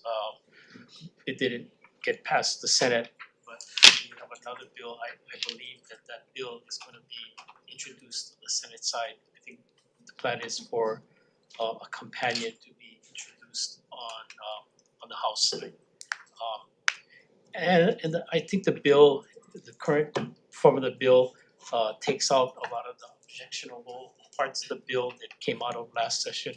And while I don't wanna predict the outcome of that bill, I think it stands a good chance of passing. There's gonna be some community input into, I think, the name of the district, you know, whether it's Banyan Drive Community Development District or Waiakea Peninsula Community Development District. There's gonna be some input into that. And we'll have to see. I'm in favor of using Native Hawaiian names for districts. I just wanna make sure we vet those names thoroughly before we adopt it as a name. I think the third effort, and hope this is not too much details, but I think the third effort we're working on is, as you know, the right now the Naneiloa golf course and the hotel lease is held by the lender in possession. I think it's Rialto, after they foreclosed on the previous lessee. It's not an understatement to say that the state's reacquisition of the golf course in free and clear is an integral part of the planning for Waiakea Peninsula Banyan Drive. I mean, that 60 acres is critical to our plans. That said, we're still in this master planning process, gonna assume that we're gonna get the golf course back. So I think there was some discussions had between Chair Chang and the Rialto, the lender. There's some discussion, even an offer letter was submitted. I think that offer letter was rejected. It was based on an appraisal that land division at DLNR got. So I think we're at a crossroads on acquisition of the golf course, state acquisition. So I believe that in this upcoming legislative session, there is some thought to introducing a bill to authorize a condemnation action for the golf course only, not the hotel, the golf course. And while I say that, that's not our first preference. I think our first preference is always to do a friendly acquisition of property that's needed. But it's not always possible to do that. And even if that eminent domain authorization bill passes, it still has to, I think the commencement of an eminent domain action has to rest with the BLNR. Second, even if that bill, if that kind of condemnation bill passes, it's still possible to continue negotiations with the lender in possession, Rialto. Like I said, I think a friendly acquisition is far better than an eminent domain acquisition in terms of cost, time, and other things. But that's the latest that I have. Rep. Leroy, sorry. No, thank you, and thank you for that update. When it comes to the visioning sessions that you guys are going out on, feel free to reach out to my office. We'd love to push that out through our social media, reach out to the community. I know myself, Chair Todd, and Rep. Kush, have been kind of working and coordinating kind of community input and stakeholder feedback that helps drive not only the vision but the master planning Sure. for the area. I appreciate that, and we'll reach out to you. I think the HHF team, Helber Hessefi, is trying to get some critical information on utilities for Waiakea Peninsula. We're kind of running into a little bit of a roadblock there, so I may ask for your assistance, Rep, in kind of being a go-between. Our finance chair is kind of powerful too, right? Okay. Yes, That's yet to be seen. But anyway, I may need your help to kind of remove some of those roadblocks. Sure. I will not hesitate to call on you. Great. Thank you. Thanks, gentlemen. Happy New Year. Thanks, Chair. Thank you. Chair, you got any questions to open us up? I have some questions, but not tourism related yet. Okay, stick around for a while. Okay. We'll go Rep. Alco. Hey, Director. Cost of living here in Hawaii is hard, and our taxes always seems to be always higher than more states. Can your department bring in like 10% more? You talk about innovation, you talk about sports and all businesses that we control in the state of Hawaii. Can we bring in, your company bring in, or our state bring in more? Can it grow 10% more revenue?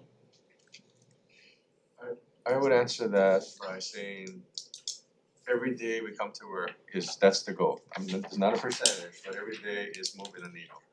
Now, there are things that have happened around the world and in this country that have prevented us from doing some of the things that we have been successful doing, which is, what the number one driver, the number one engine, which is tourism.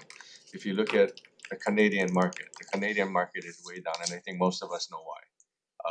And they make it very clear, the Canadians, in social media that we always thought that, especially on Maui, that no matter what happened in the continental United States, that they would continue to come to Maui. But the numbers don't say that. The numbers are way down on Maui in the Canadian market. In fact, the Canadian embassy is coming to meet with myself and the governor in 2 weeks.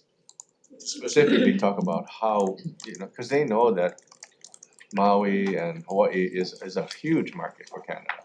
So So they wanna try to see how we can assist them in some of the things that they wanna message to the people in Canada that, you know, really, and it's true, Hawaii is kind of separate from that. The yen, you know, the yen is very weak, the Asian markets are very weak. So we spent time in Japan talking to leaders there, to wholesalers there, to airlines there. They're this generation, the younger generation, they're just not traveling. And when they are traveling, they're traveling to Korea, they're traveling to Thailand, they're staying within their Asian market.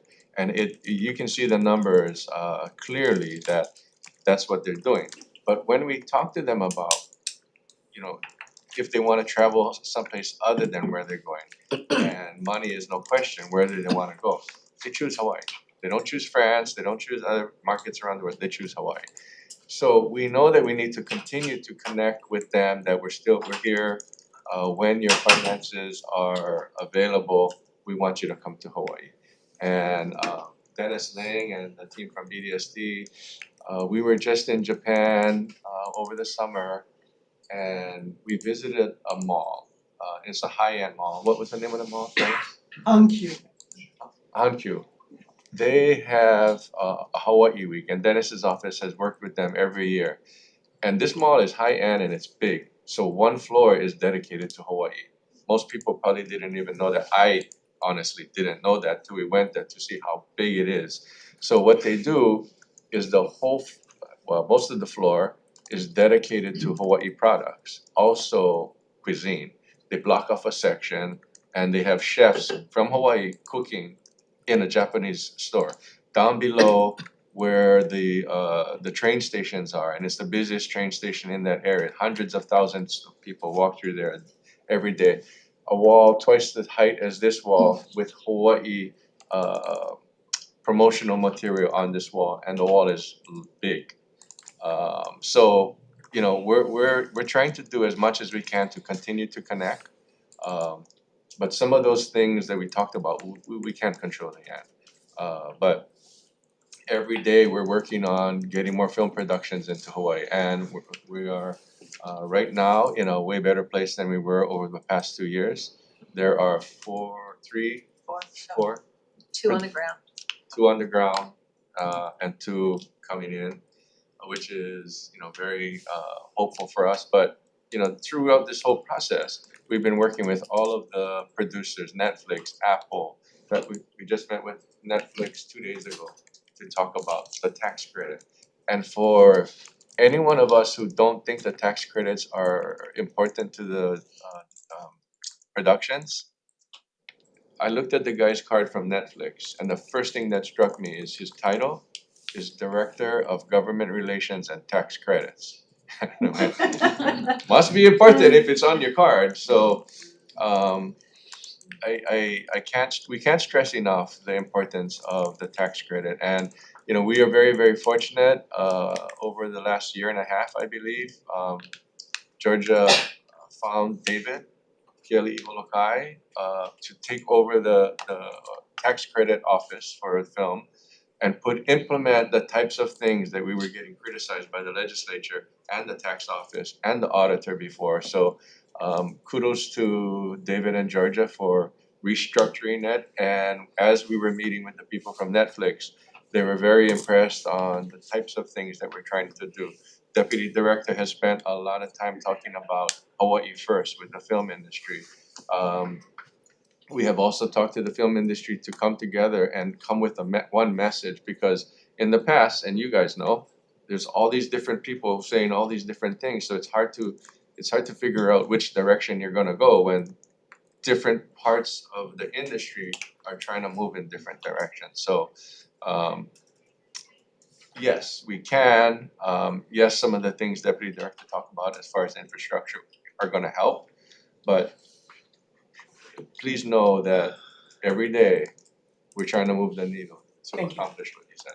Yeah, appreciate that. And I have another question, but hopefully that percentage, the needle goes up, and then some of our tax credits can come down. It's so expensive for the people here in Hawaii. Another thing I wanted to talk about was a little bit, you mentioned about sports. You know, want to try bringing some quality sports stuffs out here, and I kinda like to see that personally. Hawaii is a unique place. It's always had the best. A lot of people want to come out here. I think we have the best training area, 360 days, you know. And in the mainland, sometimes get cold, different places. People want to travel here. What did you take of Hawaii becoming the sports Pacific and bringing in tourism and capturing businesses here and utilizing in some of that area? Have you guys ever thought about developing in that area? The answer to that question is absolutely. I feel fortunate that the governor is a big sports fan, so as Deputy Director mentioned, he put an additional $3 million into the budget specifically to address sports related tourism and activity.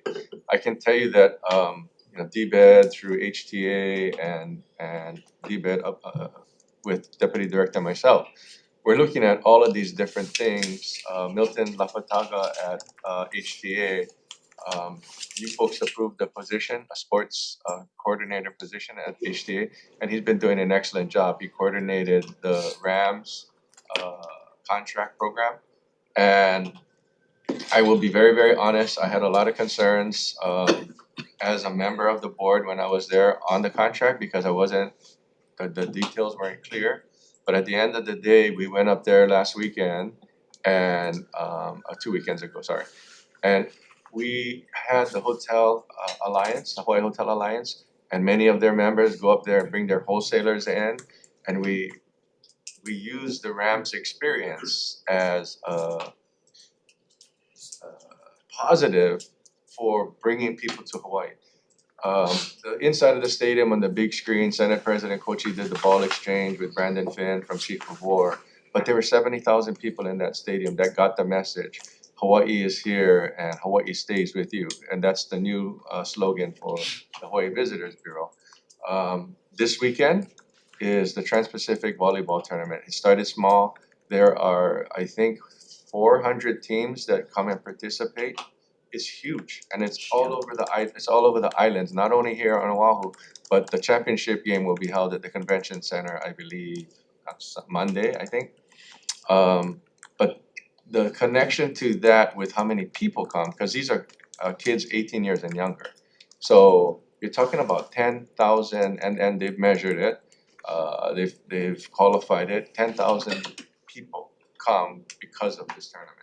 And so we're looking at that, and we have a few other tournaments that are connected to volleyball at the convention center and elsewhere. And we were fortunate that the legislature gave additional money for the courts. I think we have 43 courts, 44? For volleyball. We have right now 35 points. 35, sorry. Thank you. So the other thing that we're focusing on now is soccer. I mean, everybody talks about soccer parents, and it's true.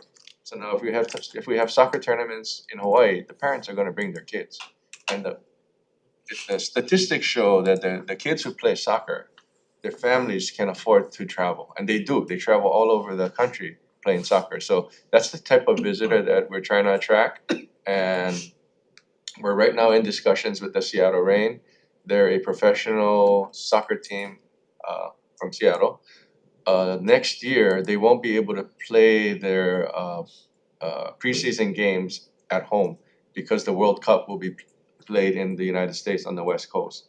So because of that, they're taking up all of the fields. So the Seattle Reign have come, they've talked to Coach Bud at the University of Hawaii, the soccer coach, and they want to put in infrastructure to the Waipio Stadium on the ground and in the stands, and they want to be partners with us and bring these types of tournaments and bring opportunities for our soccer kids to learn from these professional soccer players. So I can go on and on and on. Yeah. I have a whole list of these things, but you and I we can talk about it later, and any other member that wants to know. But yeah, many sports activities. And hopefully our as we know. stadium can hold the amount of people instead of that small number.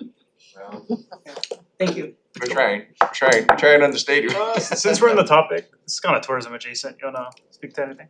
Ask questions? I wanna talk about film for a bit. Yeah, go ahead. You know, the governor is asking for a 60 million increase in the film budget, right?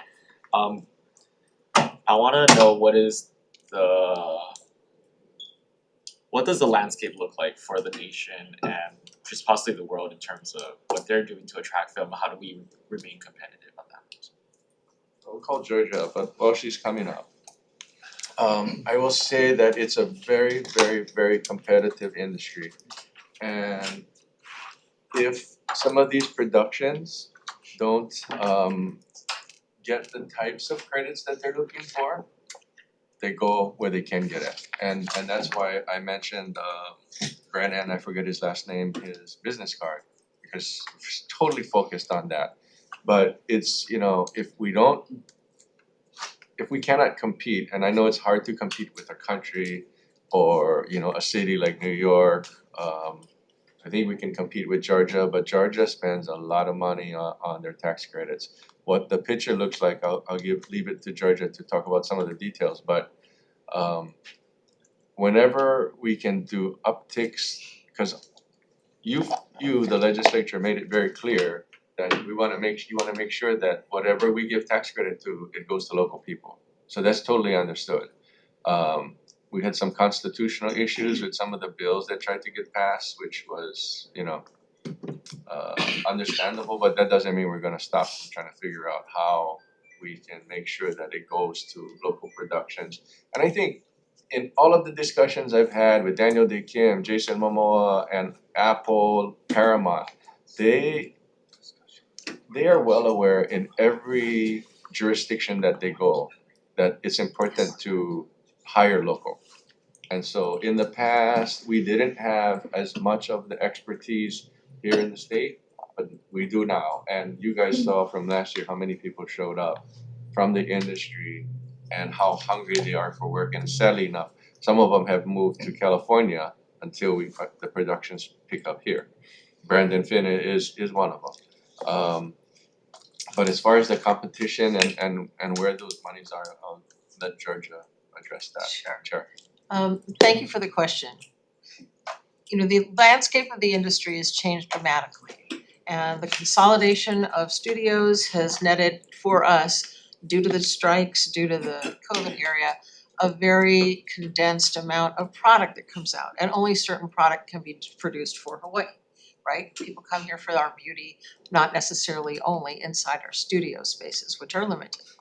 But I think the competitive question that you're asking, Representative Tam, is 30% or 35 or 40% is what the majority of US states have. They have upticks or they have baseline of that amount, and their per production caps, they don't have them pretty much. So we do. It's very self-limiting, especially if you're trying to attract series for streaming or series for broadcast. So that is the competitive landscape. In order to keep our workers here working, we're very happy right now that we have seen productions coming. They are all also watching to see what happens and what passes this session. The productions on the ground now, a major feature film with Jason Momoa and Adam Sandberg at our existing rates doesn't mean that they still don't need it going beyond that. So if that answers your question, we can give you specifics if you'd like on all the major states, but we're very limited in our capacity to attract because we're at 22 and 27%, not 30 and 40%. Going off of that, you have a bill in the governor's package that would allow for HTA to promote and market film and produce film, right? Yes. What does that look like for HTA? How would they go about that? So we implemented a film tourism committee and a sports tourism committee at HTA because we wanted to make sure that the industry knew and as far as the film industry and people who have been very, very supportive and vocal about sports tourism that we've heard their concerns and we will put it through, we will add on 2 committees at HTA. Because of the changes of SB 1571, the chair, the vice chair of DCCA is putting together the bylaws of those committees. So they're not done yet, but he's trying to figure out based on HRS and based on the changes that happen with the policy board versus advisory board, where those things would line up. So I know he's working on it. He said by the end of the next two committees from now, he'll have a structure that he wants to float through the Attorney General's office and get board approval. So I can't answer that question now, but mainly, I mean, the main emphasis is to promote and support film industry and sports tourism. No further questions for now. Okay. Sorry, Rep Gideon followed by Rep Temple. Great presentation. My question is actually going to be about the programs that DBEDT has created and offered. Been a small business owner for 20 years, mostly working with small and medium-sized businesses, and the programs you guys put together are very impressive. Does DBEDT currently coordinate with DCCA at all, so that when a new business registers, they can either opt in or automatically get information on the resources that you guys have all created? We haven't had in-depth discussions. As we're looking at some of the way we're trying to gather data, and to some of your questions, how we can track maybe 10%. We have to circle back with DCCA on what they asked for and those inputs are. But it's starting to come up on our radar with our Research Economic Analysis division. We have to show, and the reason why we're diving in is if we're gonna ask for these fundings for these facilities, we have to figure out how to track the ROI of the businesses coming out. And so it's hard to know exactly, precisely what activity they do currently. So the question there, we will need to have some in-depth discussions with DCCA on that process, whether it's business registering or the type of activity. Sure. But I think part to answer part of that question is we had a AI conference at the convention center in summer, and Google was the host. The year before it was AWS. So what our concern was as a department is there's so much information in DBEDT. I mean, you can go on that, and I go on it, and it's not easy to find information. So what we spoke to some of these AI creators, Google especially, is help us develop a Google site for DBEDT. You can go on Google and search stuff on DBEDT, but when you go to our website, I had Reed start working on a potential dashboard that's connected to Google, so it's easier to find stuff. Because even in Google, if you went on the regular Google, they couldn't find some of the stuff that's available there. So we are working on making that available, because I think what you're asking is how do people find this information? Now, if you knew that you could go to the dashboard and you could ask any question that has to do with DBEDT and the statistics. And it's amazing to me as now the DBEDT director, when we send out reports, people recognize me and they ask me, this report, they ask me specific questions about the report that we sent out. And by helping them navigate the system, I think will be a big part of the answer to your question, how they get more information on what the state and DBEDT does. So we are in the process of coordinating that with an AI dashboard provider. Awesome. Yeah, just getting them on the path to success early on. Yeah. Yeah, thank you. Yeah. Thank you. Okay, Rep Temple. Thank you, Chair. Thank you, Director, Deputy Director, and team for being here and all the work that you've done, and I appreciate the thorough presentation. My question is kind of about both sports and film. What is Hawaii's relationship with Sony, and how has the Sony Open compared in years before and this year?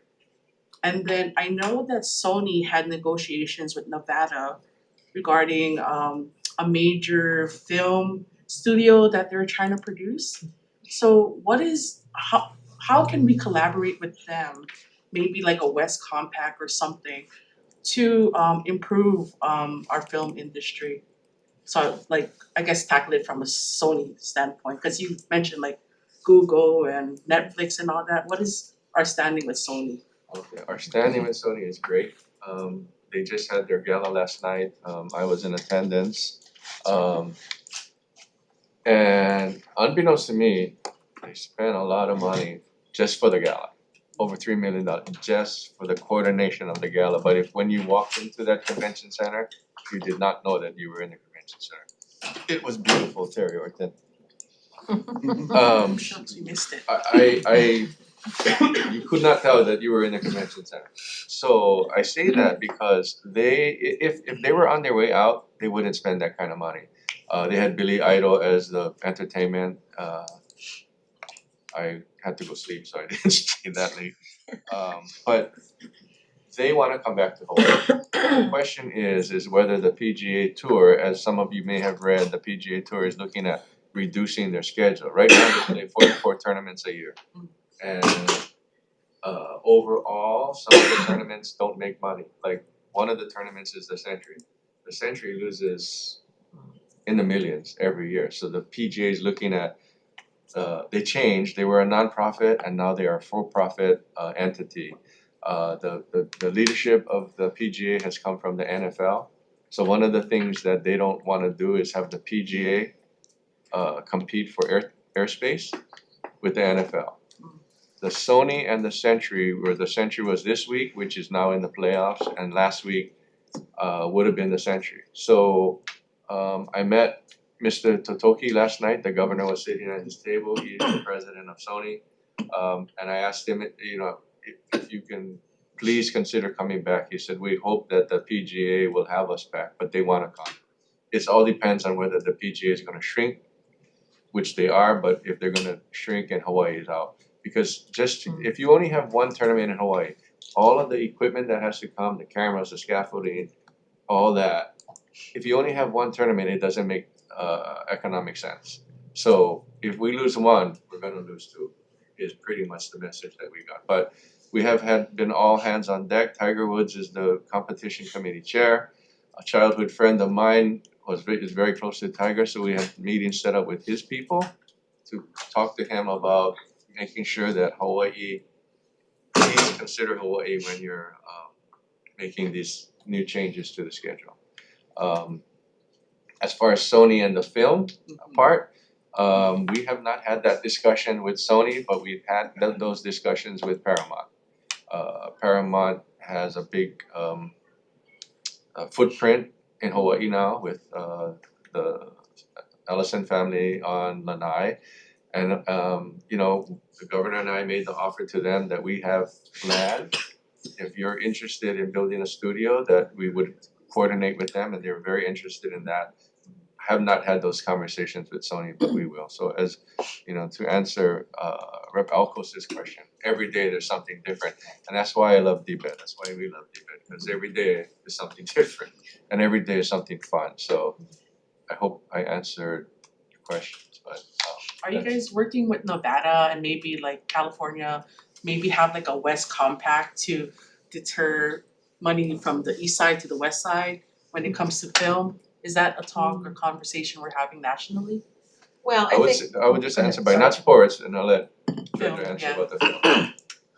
Yeah, I think it's a concept that's interesting, Representative, and know that on a regular basis, we're always reaching out to studios, and one of the biggest challenges has been the credit, of course, but we're all moving forward to hopefully advance that this session. We're currently in discussions and actually planning with Sony on a major feature film that will be coming to Hawaii. And they will be hiring a lot of local talent, which we know. The other compact, to bring that together, the Association of Film Commissioners is a great place to start with that, and that is something that we could take up and take a look at. So I'm happy to get back to you on that. Okay, thank you, Director. Thank you, Chair. I'm gonna turn things over to Rep. Kitagawa for a few questions. If there are additional questions beyond that, we will take some, but keep in mind, we are on a relatively tight schedule and we still have the Department of Transportation. Okay. Go ahead. Thanks, Chair. Thank you for being here to all of you. I have a couple of questions. My first one is quick and just a clarifying question for ADC. And I was interested in the Grove Farm lands. Last year we gave 39 million for that land acquisition, and I think we had heard, or I had heard, that DCR is supposed to go on a spot with the new Kauai Correctional Facility. But was that 39 million purchased for the entire Grove Farm area, or is that only for part of it and DCR still needs to cover their portion? Good morning, Chair, Vice Chair, members of the committee. I'm Wendy Gady with the ADC, and that is an excellent question. And the appropriated amount in our budget was for $39 million, and it specified 1,000 acres. And the additional 40 acres that DCR needs to have, they actually have funding for. So they will be transferring the funding over to us to cover that additional. The benefit to the state, and this really was the speaker's idea, is with ADC, we have a bundled purchase. It's in both. We're buying 1,000 acres. In the case of DCR, they're only buying 40 acres. So your price is different, but if you put them together, that means the state benefits because DCR is gonna get the discounted rate. Does that make sense? Okay, so DCR is not gonna be needing to come in for additional funds for the land purchase? No, Okay, correct. so that's all set. Yeah. Okay, great, thank you, that was my question for ADC.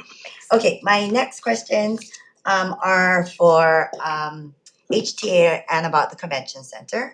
So I have a couple of questions about this, and I did meet with Caroline and Terry, so thank you for the presentation previously. And I had a couple of questions. One is, after all of the funding that the legislature has given for the convention center improvements, and all of the concerns that are being brought up about the leaking and needing to close ballrooms and not being able to open spaces, will all of the leaking be completely fixed in the building? Or will there still be leaking? Because I have heard that there will still be possible leaking in the convention center even after all of this funding, including what you're now requesting. Thank you for the question. This is a major facility, and we can't guarantee what will happen after, but our goal is to fix everything with the funding that is appropriated by the legislature. And if I can call it Terry Orte, our general manager. Aloha, good morning. Thank you for the question. So the major leak source that we have is our rooftop terrace deck, which will be completed in the next 2 years. But we do have other projects that are leak related that we do have funds for, and plan to and intend to get those fixed within the next 2 years as well. There is one leak project. It's roughly about $22 million that we are seeking additional funds for in the upcoming fiscal 27 year through HTA's budget request for another leak project, which is the foyer rooftop between the rooftop terrace deck and our ballroom. So that leak, that entire roof deck is leaking, or rooftop, so to speak, is leaking. So to answer your question, if we do get the funding in this upcoming fiscal 27 budget, that will be included in our to-do list during this 2-year time period. So at the end of 27, as we get into 28, we're hoping that all the leaks that we know of will be addressed. Okay, so you're asking for a total of 81 million additional this year. That's with the 60 million in C and 21 million in B funds. So you're saying that that's not correct. So it went down to 55. Yes. 55 total. Yes. Okay, so And 21 million of that is funds that HTA already has in a special enterprise fund. So the balance of that is what we were asking for. Okay, The in 21 C million is just a request to spend that money. Okay, so you're saying that with this 55 million, the convention center will be all done. No more money. No more ask for the legislature to give money. No, that's not true, because every year we have projects that we intend on doing. So we do have projects in 28 and 29 and 30. It's part of our 6-year plan. What we did was we prioritized those projects that were front of house client facing and leak related that we wanted to get done during this 2-year time period to take advantage of the fact that we've displaced business to focus on repairs and maintenance and not have to navigate through events. But there are other projects that we have on a broader calendar that we still will come back and ask for funding for, whether it's, the annual infusion that we get every year, which is typically 4 to 5 million for capital improvement projects.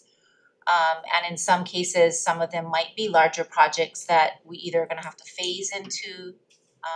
But we do have a 25-year CapEx plan like every other building should have. But the ones that we prioritize to get done during this down period is what the $55 million will accomplish. Okay, so I guess, and then we've had this conversation, right? I have serious concerns about the fact that the money that was appropriated last year, the 36 million, which we received a list from Talon and from Isaac that identified projects, did not include the rooftop at all, to be fixed. Correct. And the concern is that without communicating with the legislature, that money was moved to the rooftop project. So now the projects that were under our understanding were gonna get fixed are no longer getting fixed with that 36 million. So that is the concern. When I look at how much the legislature has invested into the convention center since 2022, and I recognize that you had the lapse, which was discussed in WAM, which also has concerns with, I'm a little concerned of why it lapsed, but the total with the ask from this year is $170 million that the legislature has or will potentially give to the convention center for fixes in the last 4 years, 3-4 years, which is a huge amount of money.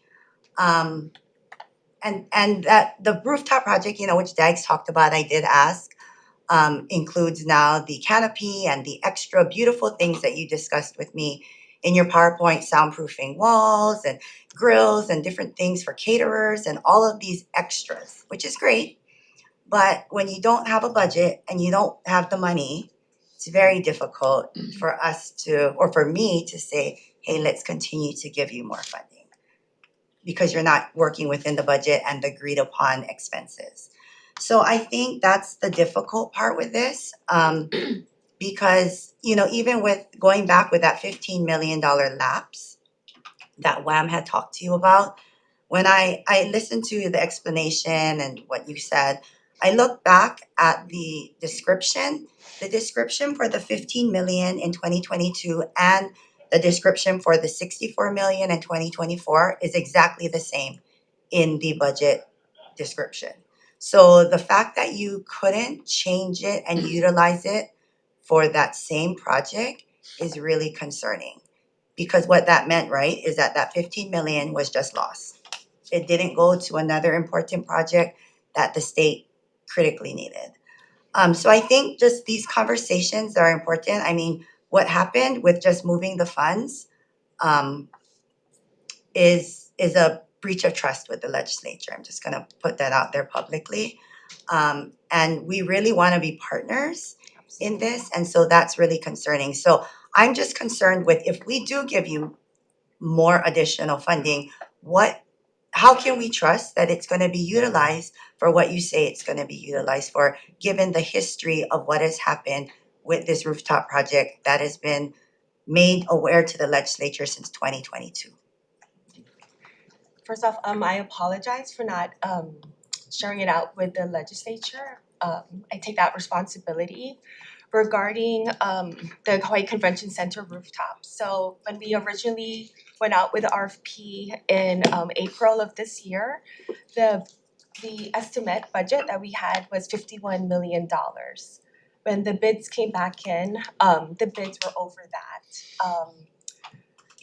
We met as a evaluation RFP committee. We did our due diligence. We made sure that is this the lowest that the construction bidders, could get to, and it was. We have a solid team that reviewed it also. And so with that, knowing that, the rooftop is in dire repair. It's been years since anything has been done to it. And we know that basically all the problems with the convention center facility, when it downpours, when it rains, it's affecting the walls, which affects the meeting rooms, which affects how the convention center is utilized by the guests that we service.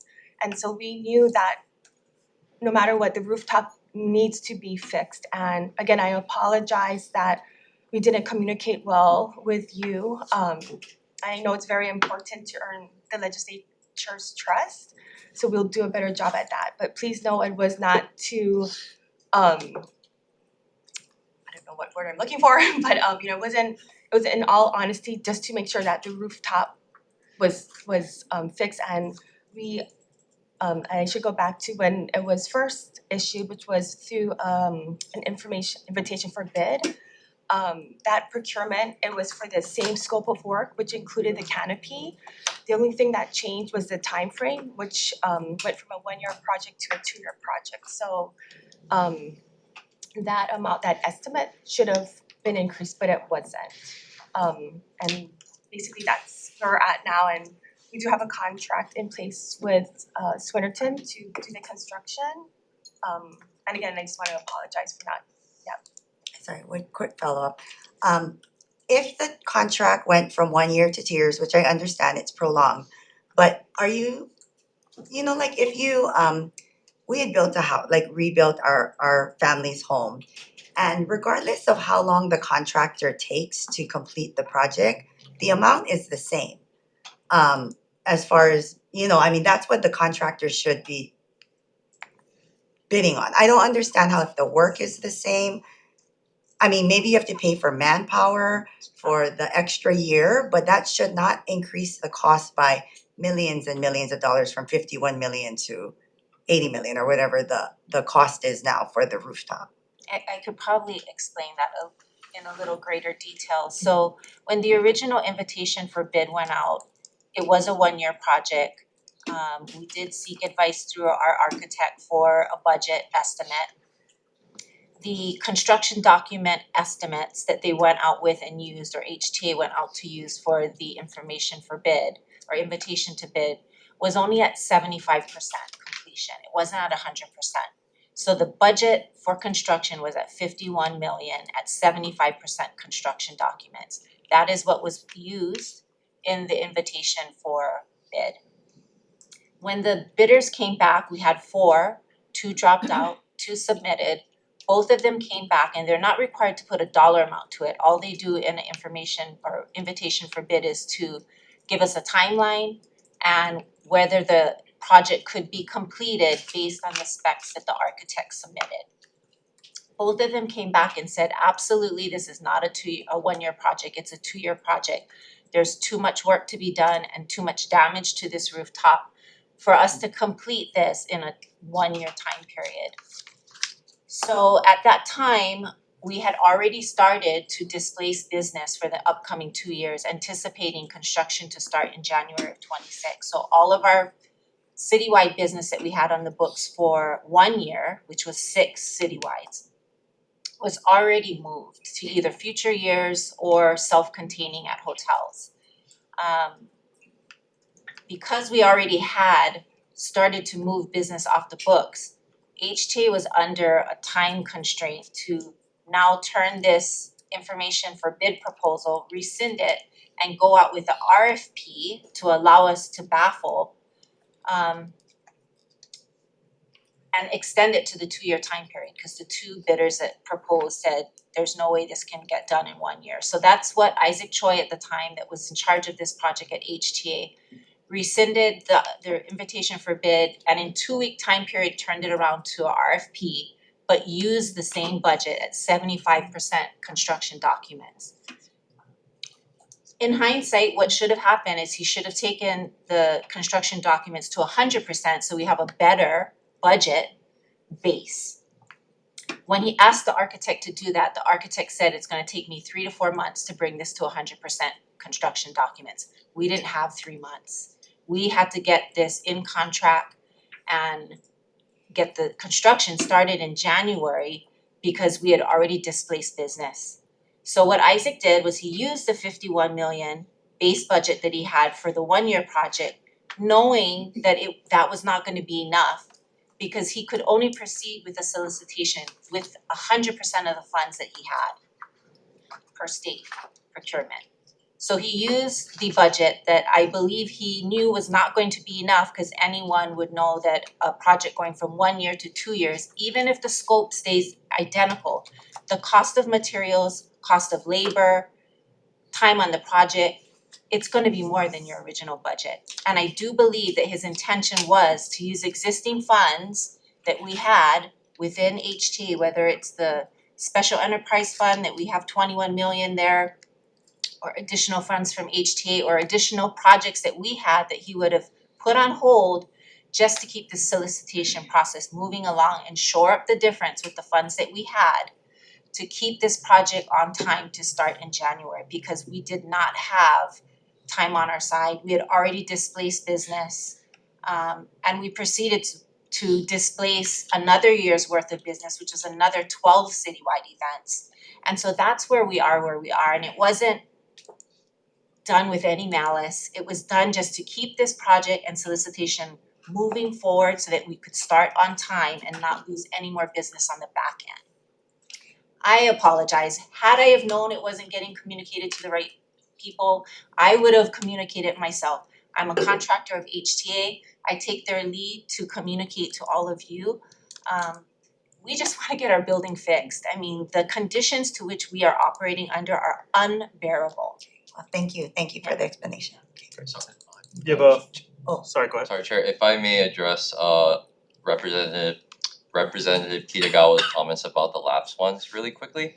So I went back and I looked at why the funds lapsed, and it was a timing issue because initially the 15 million was appropriated for temporary repairs, but then once we decided to pivot for the full repair, that automatically knocked off 1 year from our timing for the 2-year CIP funds. And then so in the next year, we got the $64 million. So the reason why it lapsed was more of a timing issue because at that time, we only contracted the PMCM, the project management company, and the design and engineering company. So we were able to utilize about $1 million for this rooftop terrace deck project. And then so we decided we would try to use the remaining 13 million for other roof leak related projects such as the ballroom gutter, which is now on the $55 million list. But when we were working with BNF to release the $64 million, they asked about an update on the 15 mil. We told them our plan, but ultimately, based off how the law was written, it said rooftop terrace deck. So they really focused on that language, and ultimately they did instruct us to lapse the funds, which we weren't happy about, but at the end of the day, that's what we were instructed to do, and so we respected that decision. But we do apologize that the funds lapsed, but I just wanted to say that we did try to pivot to utilize those funds because we understand we don't like funds to be unused and undeployed. So well, thank you for that explanation. Thank you. And then we are running a little low on time, so unless there's something super pressing, this may be the last line of questioning. Chair? Line of questioning? Yeah, I give you some flexibility. Yeah. I wanna stick with the convention center. Who's the architecture firm that gave the 1-year estimate and why did they do that? And what are you gonna do to hold them accountable for that? Because it looks like they cheated us. So the architect is Alana Creek Bears, ABB. And in all fairness, they did give us a fair estimate for a 1-year project. Part of the challenge with the construction bids that came in was the location to which this leak is. It's on a rooftop, we're in a residential area. We can't put a crane there and pull all this concrete off the rooftop via crane.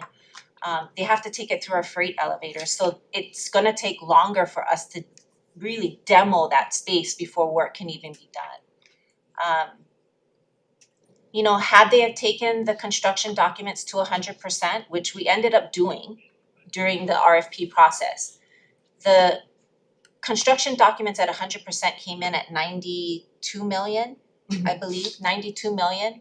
which was right in between Swinnerton, who we awarded at 87, and Nan, who came in at 120. So it kind of justified that, you know, Swinnerton was pretty on point to what the 100% construction document estimates would have been at.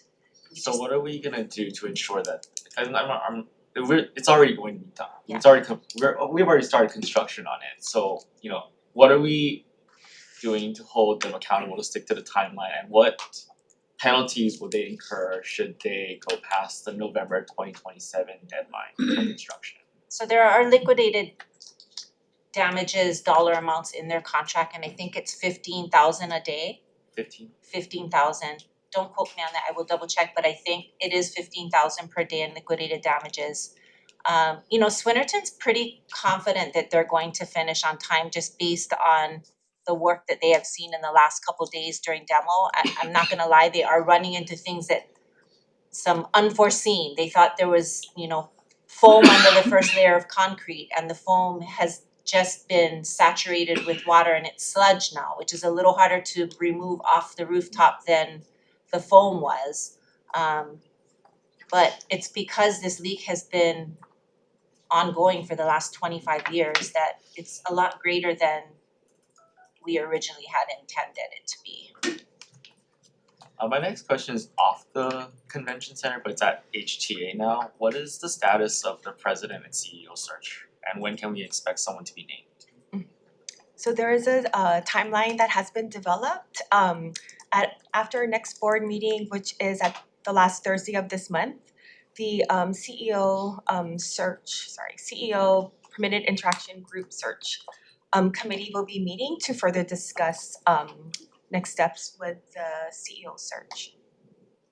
And I'll be happy to share that timeline after that meeting. You like what, any month or day or year? It's this year. Oh. Yes, knock on wood, this year. And I believe, David, it's May, right?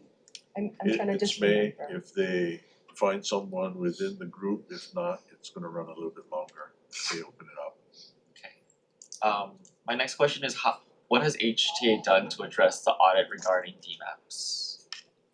So thank you for the question. So regarding the audit, we have there was, I believe, 17 or 18 recommendations, and we took everyone to heart. So I'll be glad to send you a report on how we're addressing each item, but through the way we are developing our strategic plan as well as our next iteration of the destination management action plans, we made sure that the recommendations that they provided or suggested, that we take that into account. And so I can share out with you a report to again share out how we are addressing that. Because I know you guys have contracted out to Ward Research for DMAP for an action plan, right? Yes, we have a contract with Ward Research to help us with the writing of the destination management action plans for each island. And when do you think those plans will be completed, even past the public comment period? Yeah, so we're looking at the plans to be finished in March, April, basically by April, to have the final document. Okay, and the execution of these plans, how are you gonna execute them? Does HTA have the resources to even do that? So for this fiscal year, upcoming fiscal year 2027 budget, that's what part of our ask is, to have funding to focus in on mitigating hotspot issues. And so our plans will go before the public in February, and so we also want to share it with all of you so you can see the types of actions that are being developed. Currently, there are actions where we need to work in partnership with other state and county agencies. So we will be meeting with them to share out some of the things that we think that we can do together to address those types of impacts. And I should also mention for this next iteration of DMAPs, we heard both the legislature and we also saw what also the recommendations from the auditor. And so this next round of DMAPs focuses in on hotspots, and prioritizing 2 to 3 hotspots per island. Okay, moving on to the issues from last year. What is the status of the late payments for Kilohana and Hawaiian Council? Have they been paid? Yes. When was that payment made? And is it fully paid off? As When? Back in April? Yeah. Director, is that accurate? Director, is that April, March-ish, I'd say? Yeah, I don't know the exact date, but the issue that you talk about was has been an issue for years. And it has been resolved. I know everybody that's here from HTA and the previous VP of Finance worked very hard to get it done, but it was years that the funding, $11 million was HVCB's amount. Can you imagine being a business and not getting paid $11 million? So anyway, Talon and his team have worked very, very hard to resolve it, and every meeting we have with HVCB and Kilohana, they're very appreciative that they're up to date on their payments with the deliverables that were given to HTA. Great, you answered my next question, which was whether HVCB was also paid their invoices, so yes. Correct. Okay, I have 2 final questions. I wanna ask about the state audit that led to questions from the Attorney General about former Board Chair Mufi Hanneman receiving free food and free use of state facilities for his nonprofits. It was HLTA, Hawaii Lodging and Tourism Association, and Pacific Century Fellows. At a board meeting, his staff attributed it to a clerical error and has promised to pay it off. What is the status of those unpaid invoices? Okay, so HLTA, I believe at that meeting, the board meeting that happened, I don't remember the exact date. Sorry for that, I wasn't prepared for this question, but at that meeting, the assistant to the chair wrote a check and paid off the balance for HTLA, correct? Correct. Now, Pacific Century Fellows, I believe at the time, they sent in a check for half the amount that they owed. And then after that, they said that because other people got free food and room rental, that they weren't gonna pay the other half and that they wanted their check back because other people got free services. Now, when we talk about the other people, it's like Japan Travel Bureau who were trying to entertain, the Waikiki Resort Association, which they float from one place to the other, and we have hosted them. But the concern from the audit was that the chair at the time was the chair of those 2 organizations, or executive director of those 2 organizations as well. So we sent that I sent that Pacific Century Fellow thing to the Attorney General's office and asking for what should we do as far as collection, and we have not heard back from the Attorney General's office, but Over 2,000. $2,000 is still the balance. How'd you find out about these expenses? The audit, but prior to the audit, the VP of Finance walked into my office when I was at the convention center and asked me what he should do because he thought it was a problem. I guess an employee at the convention center, HTA, brought it to his attention and he brought it to my attention. And so I just told him, you do what you're supposed to do. You see it to the Attorney General's office, the audit, and ethics. Regarding the LA Rams reception, yes. It was my understanding that it was $80,000 to $100,000. Did we find out how much that was? The reception? The LA Rams reception last year. I think that's And I believe we're still waiting for the final invoice from them. And I will follow up with our staff member. they haven't sent an invoice yet? No, we've been going back and forth with them. But I'll be sure to let you know, if not today, then next week. I think my bigger concern is that it was a verbal commitment that was given and nothing written regarding who will pay off this reception, correct? That's my understanding. Again, is that common at HTA to have verbal agreements, or was that just a one-time thing? Well, I'm gonna answer since I've been involved and working with Caroline and now David, the answer is no. It has to be in writing and that's why I had concerns with the contract in the beginning, cause I did not know what all of the deliverables were. And that's on no fault of the Rams. It's on our fault. It's the chair, Who made the verbal commitment? the chair at the time, Who was the chair? Luffy Hanneman. That's all.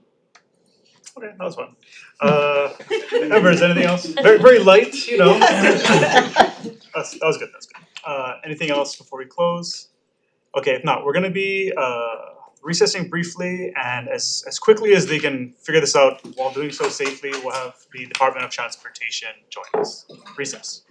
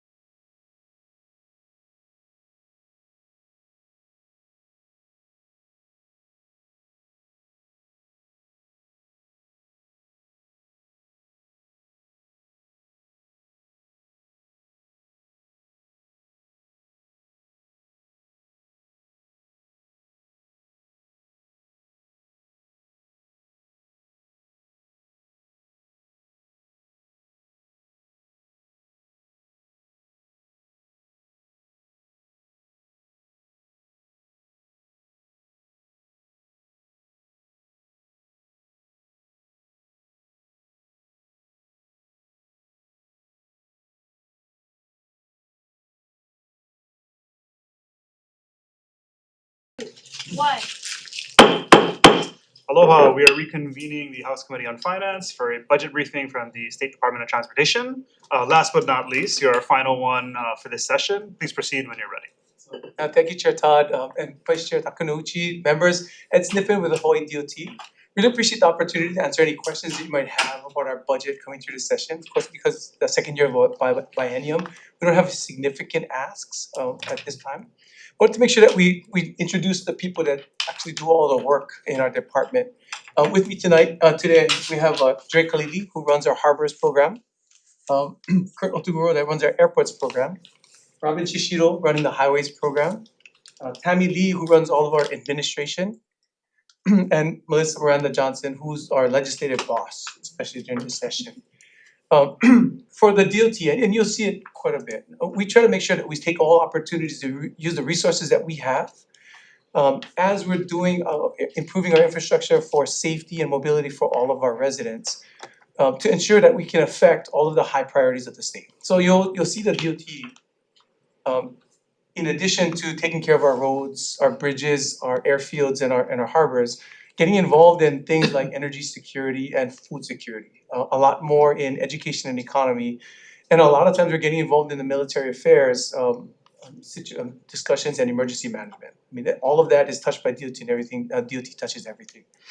In order to do that, though, we know that we need more funding, and we don't ask for any increases in fees and fines in the state because we don't believe it should be passed on to the public whenever possible. So we're trying to bring in as much federal funds as we can. On the airport side, we brought in over 150 million in additional federal funds to the program through grants. On our harbor side, nearly 100 million came in, and we're waiting for another 80 million to come in. And on the highway side, we brought in 250 million in August redistribution, another 160 million in grants, and another 160 million that we assisted the counties to get to the federal government. So we want to make sure that we maximize those funds that others can pay, so we can minimize the potential to have to ask for more from our constituents. And with that funding, we're able to push forward on a lot of improvements in our system. But instead of me talking about it, I'll ask our leaders of our programs to come up and talk about it a little bit. Tammy, can you come up and just talk about the administration side and how we're assisting in attracting more people and developing the talent that we have? Okay, thank you, Ed. Thank you, Chair, Vice Chair. Tammy Lee, Deputy Director for the administration. So if I have two words to describe the administration, it's a support of our people and support of the business. So for our people, as Ed said, we identify different ways to do recruitment. We leverage existing strategies like Ojai Hawaii from DHERD as well as the Wiki Wiki program. We're the first agency to bring on the Wiki Wiki program for engineers, and this past year we onboarded 43 engineers using the Wiki Wiki program. We also really went out on this really ambitious intern cohort this past summer of 2025. We had 114 interns. They worked on projects, they worked with identified mentors, and at the end of their summer cohort, they presented to the governor, chief of staff, representatives, and senators for bragging rights. We gave them a plaque at the end of the summer, and we learned a lot from that first year, and we're really building that program up. We're anticipating about 200 plus interns this year. We took them on some site visits to DKI, to the H3 tunnels, as well as Honolulu Harbor. For retention, we're really looking at different ways to keep our employees by workforce development. Right now, technology, artificial intelligence, we're doing readiness assessments and workshops just to have use cases for AI. Last year, I was here and I talked about a labor relations chat assist to help our supervisors and our managers. We built that out. Melissa built out a legislative tracking system that's going to be really helpful. Right now, we track it, all of the legislation, all of the bills manually. So it's these kinds of things to really kind of take out the busyness part of the day-to-day work of our staff and really looking at improving their job duties so that we can see ways to increase their salary based on the complexity of their work now because we take away all of, the busy work. They can now use technology to do more important things. So with our intern program, very important to us. We want to make sure that we first attracted more people back to the DOT. And second, even if they don't come to the DOT, we attract our young adults back to Hawaii. We want to make sure we can start recapturing and having them see that they can be a part of a vibrant industry in Hawaii and be successful here. Part of that is making sure that we have the resources we need to push further into getting more additional funding. Because one of the other fields we're getting into is with military. We're starting to take over some of their infrastructure so we can bring more money to Hawaii from that side and allow us to contract here locally versus them doing national contracting. On the other portions, we know for airports in Hawaii, we don't have a choice. We have to fly because we're an island state. If we want to be connected to our families and loved ones here, we gotta fly. We want to get to the mainland, we gotta fly. So airports, huge role in ensuring our connectivity throughout the state. We've been pushing to ensure that we get more runways and taxiways done and more improvements to our terminals. Yeah, thank you, Director. Good afternoon or good morning almost, afternoon. Kurt Otaguro. So you all know we have 15 airports, 5 commercial that we all fly into, but there's 10 others that we do in our rural communities. We service our general aviation primarily, so fixed wing based private jets, gliders, recreational vehicles. But another important one is what the director said, military. We have over 7,200 flights a year just on our airports throughout the system. So the military is an extremely strategic partner for the state. We are only one of 3 states that are state owned or run. The other 2 are Alaska and Maryland. So with that, as director said, we do generate special funds. We rely on our own income to expend. And then we're fortunate to have federal partners to provide these grants, primarily for the airfield. We have tons of projects on the airfield side, as you very well know. Safety first, and that is something that director says, no, if the runways are not good, the airplanes can't land. If you can't land, there's no passengers, and if you can't have passengers, there's no sense, the rest of the things don't count. So priorities are very focused with that. This past year, we had about 19.4 million enplanements, passengers coming in. So you equate that to flights, it's about 433,000 flights coming in and leaving. So you half that, about 154,000 flights arrivals. So now it's just tricky part about it, how busy are they or how full are the planes. But the activity for the airlines has been strong, which results in income roughly about $7 to $8 million annually in total revenue that we have. I guess the only other thing to say with regard to that is, as Ed said, we rely heavily on the inner island. So of those number of flights, 71% are actually inner island. That's the shuttle service, and that remains a very important part of our overall operation, so that our constituents, our residents can get to and from different islands. So for us right now, this year we're gonna pave out or reconstruct about 6 million square feet of pavement that on our taxiways and runways, making sure that we can keep everything safe and minimize any shutdowns. And you'll see, hopefully, as you guys travel through our different airports, the improvements that we're making through the terminals for the experience. See more boards showing the wait times in different areas, more boards showing how much parking we have in different lots, so that you can be informed before you get to your facilities. This year, you'll see a lot more local options for food and beverage throughout all of our airports as well. So all the work that we're trying to do, we're making sure that we minimize the potential to increase cost to anybody who flies, while making sure we maximize the improvements that we make at the airports. Big piece that we have on our operations are our ports. As you all know, we import most of what we consume in Hawaii. It's Sherry's job to make sure you guys don't run out of toilet paper. Yes, so we estimate that of the goods consumed in state, 85% need to be brought in and 91% of those goods land at one of our commercial ports. We operate 9 ports on 6 islands. We are a self-funded enterprise and we run our hub and spoke system. So all those goods that need to come to Honolulu first, and then they're transshipped to the neighbor islands. About 30% of those goods are bound for our neighbor islands and those communities. And so it's critically important that we are effectively and successfully managing our funded revenues so that we can take care of all our infrastructure. Our job is to make sure the infrastructure does not get in the way of our private partners and carriers that are needing to, right, get those all the cargo off the ship and then onto a truck and to the final destination. So in fiscal year 2025, we moved about 500,000 40-foot containers. We moved about 20 million gallons of fuel and liquid bulk. About 100,000 automobiles were moved across our facilities, and about 300,000 cruise passengers passed through one of our cruise terminals. So that's kind of the scope and scale of our operations. I think compared to other like large ports, we are small, but we are still very significant. And I think the same is true for DOT. We're the smallest of the modal operations. But again, as Ed said, but for us, no toilet paper, spam or rice. So Thanks, Jay. For us, the big push this year is to finish up KCT, so patient can move into it. We still gotta hit Matson, and it's another $2.1 billion bill that we gotta do there. Another $600 billion for YB after that's all done. So we're trying to manage the cost to ensure we minimize any potential for increases in cost for everybody. And last but not least, I'm sure every time you have a community meeting, Robin's name comes up.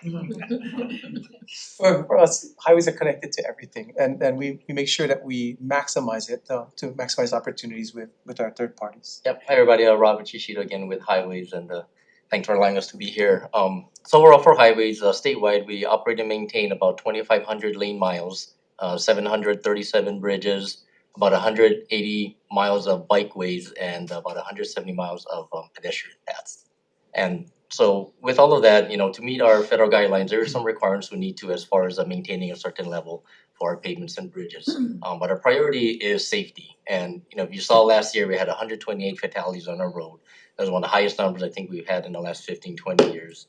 Unfortunately, this year we're already at 7, so we're almost on track at last year and headed in the wrong direction. But when we look at all of our fatalities, we see that probably over 90% is due to human behavior, whether it's distracted driving, DUI, not obeying traffic control devices, pedestrians or bicyclists or mopeds, just being in the wrong places, not crossing appropriately, being in our roads and so forth. And with that, one of the major contributors for all these fatalities and major crashes is speeding. So if you saw over the last several years, we put in a lot of speed mitigation. I'm sure when you drive around, hopefully you're hitting at least 2 or 3 speed humps wherever you go, and then it slows you down. So with that, we're continuing to do that, and I think I heard it from somebody. I heard it best is that people are, when they see speed limit, they're thinking that's our minimum speeds nowadays. Not the speed limit. So when we put in these speed humps, we always get a lot like, well, I can't go 35 anymore. It's like, well, you don't have to. You can go 30. You can go 25. But when we do put in these speed mitigations, you can go that speed limit. You'll feel it. But again, the intention is slow people down because that's been the major contributor. So along with that, we've also saw that enforcement is probably a big piece that needs to be done. And with our federal funds this year, we're going to be supporting DOD or getting support from DOD to do more enforcement, on our roadways. And neighbor island wide, Oahu and neighbor islands. The red light running automated enforcement has been going on for over 2 years now, and since inception till now, we've seen about a 62% reduction in the citations issued and about 76% reduction in the major crashes. Just in December, we started issuing the speed citations, automated speed citations, and so far we've seen about 17 being issued. And we're not going to say what the criteria and threshold is, so people don't think they can go at the speed of that speed. But recognizing that. When we did the warnings, we got about 500,000 in the first few months, and we actually issued them a citation. We would flood the courts, flood the judiciary system, so that's not something that's going to be good for anyone. So we're trying to see how we can make it best for everyone. But again, the biggest thing is slowing the drivers down, all users, and just making our roadways and facilities safer. Thank you. Thanks, Robert. With that, we're open to any questions that the committee may have. Great. Members, questions for the department? Brett Morikawa. On the red light cameras, I notice people are making right turns, even if the sign might say no right turn. Are they getting ticketed for that? No, so the red light cameras are not showing the right turners at this time. So I think the improvements that we're making on the system could potentially capture that as they come through. And we're having sheriffs help us enforce in different areas. what we're trying to do right now, and what Robin talked about, adding funding into our program. Federal Highways has a program, safety program, that allows us 2 million to push towards more enforcement. When we speak to the PDs, they don't have enough capacity at this time to utilize that funds, but Mike Lambert was happy to start enforcing more on his side. When we start looking at the issues, if right turns becomes an issue, we'll have more sheriffs at those intersections to ensure we start enforcing those. We're trying to make sure we target the data. And we're also making sure that Mike's efforts are dual things. One of the things I think you all see is it's not that we have a speeding problem in our state. We have a problem with people in our community who don't believe they need to follow the law because enforcement's not there. And that mentality is flowing onto our roadways. So we're making sure that we add enforcement in areas where it'll help. And enforcement will be there and have presence in communities where we believe we need more presence of law enforcement. And so it'll be a dual add for us. Thank you. Additional questions? Rep. Kush? Thank you, thanks for coming in today, appreciate all you guys and all of the infrastructure that we utilize all the time. A couple questions, one, you know, constituents have reached out a bunch of times and one of them is in neighboring districts, but districts 1, 2, and 3, we kind of think of East Hawaii, so there's a little bit of slosh back and forth of who chases different things. One of them is at the speed limit at the airport. It's got a 15-mile-an-hour speed limit after the airport. The other side is still 35. And I talked to DLE as well, and I have seen them pull back. I haven't seen as much aggressive speed enforcement, but I'm hoping that the DOT can look at their speed limits. They have great roads. Yeah. So just for you, we'll do that next week. Not for me. No, seriously. I go 15 miles an hour, I promise. But okay, we've Walking seen speed. we've seen the issue, and I thank DLE for helping us out. People thought we were camping sheriffs in those areas to aggressively ticket people. Really, they're doing their job to enforce at the airport, and they see the violations occurring, so they're ticketed. So we really appreciate them. We're adjusting the speed signs now. Okay. And by next week it'll be done, so that 15 to 35 will disappear, and it'll be a smoother transition for speed for everybody. Yeah, I mean, it's been there for like 35 years. It's kind of funny that it's now an issue. Well, I think. But think I the get big you. Thank issue- you. Yeah, the big issue is we've seen that the more violations don't get enforced, the more people violate in other areas. So if it saves somebody at the airport to get a ticket now and not speed on the Hamoku Coast where it may get into a crash, then we feel comfortable with that. Yeah. But we'll adjust though. No, it spoke to your earlier conversation, and if I may share another, it's actually in my district. Sure. Well, it's actually This is the right department for that. So. Go for it. Is the and I'm sure you've probably gotten some feedback, but Rep. Keohokapuliloi and I have both fielded some emails about the roundabout at Wainuinui and Highway 19. Can you just give us some, I think one of the big unanswered questions is the timeline of construction. And I know you're doing the Singing Bridge and the roundabout, and I don't know if those two got lumped together or. Yeah, so first, for the roundabout, and the reason for it, it was contemplated in the general plan for a long time. It's a 5-way intersection that in some cases doesn't make sense from a usability perspective, especially when we start adding in bicyclists and pedestrians into it. So that roundabout will smooth out a lot of those issues as we construct it. We're working with the truckers now to ensure that they can progress that roundabout safely and smoothly to ensure that we don't upset any of the freight routes that we have. When we start scheduling out these projects, we're making sure that we minimize the impact to everyone. So we may overlay some of the projects or some of the production, provided it doesn't increase any impacts to the community while we're doing it. And I think Robin has a schedule that we can talk about in a minute. Oh, great. Yeah, so with Hilo Bay Front, that was one of the project we were able to get grant funds. So we got 17.6 million, which is gonna cover about 80%. And you mentioned the Singing Bridge or Wailuku Bridge, that's another project, we got 33 million in grant funds, so that's additional funding coming to us. But with the grant funds, there's also timelines that we need to hit to make sure we expend that money. So with Hilo Bay Front, we're gonna be wrapping that design up by the summer of this year and look to advertise by September with construction starting next spring. And the Wailuku Bridge is probably about 6 to 8 months behind that it will follow. But the bridges, they have more long lead items, so the actual construction, we'll see where that overlap occurs. But in both cases, we're notifying contractors that there is adjacent work going on, they need to coordinate, always need to provide the access needed for all the surrounding businesses and communities. When we do the Singing Bridge, when we're looking at new bridges going into the system, we're looking at better ways to build them. On the Leeward Coast, when we built out the Makaha bridges, we built them on the side of the road.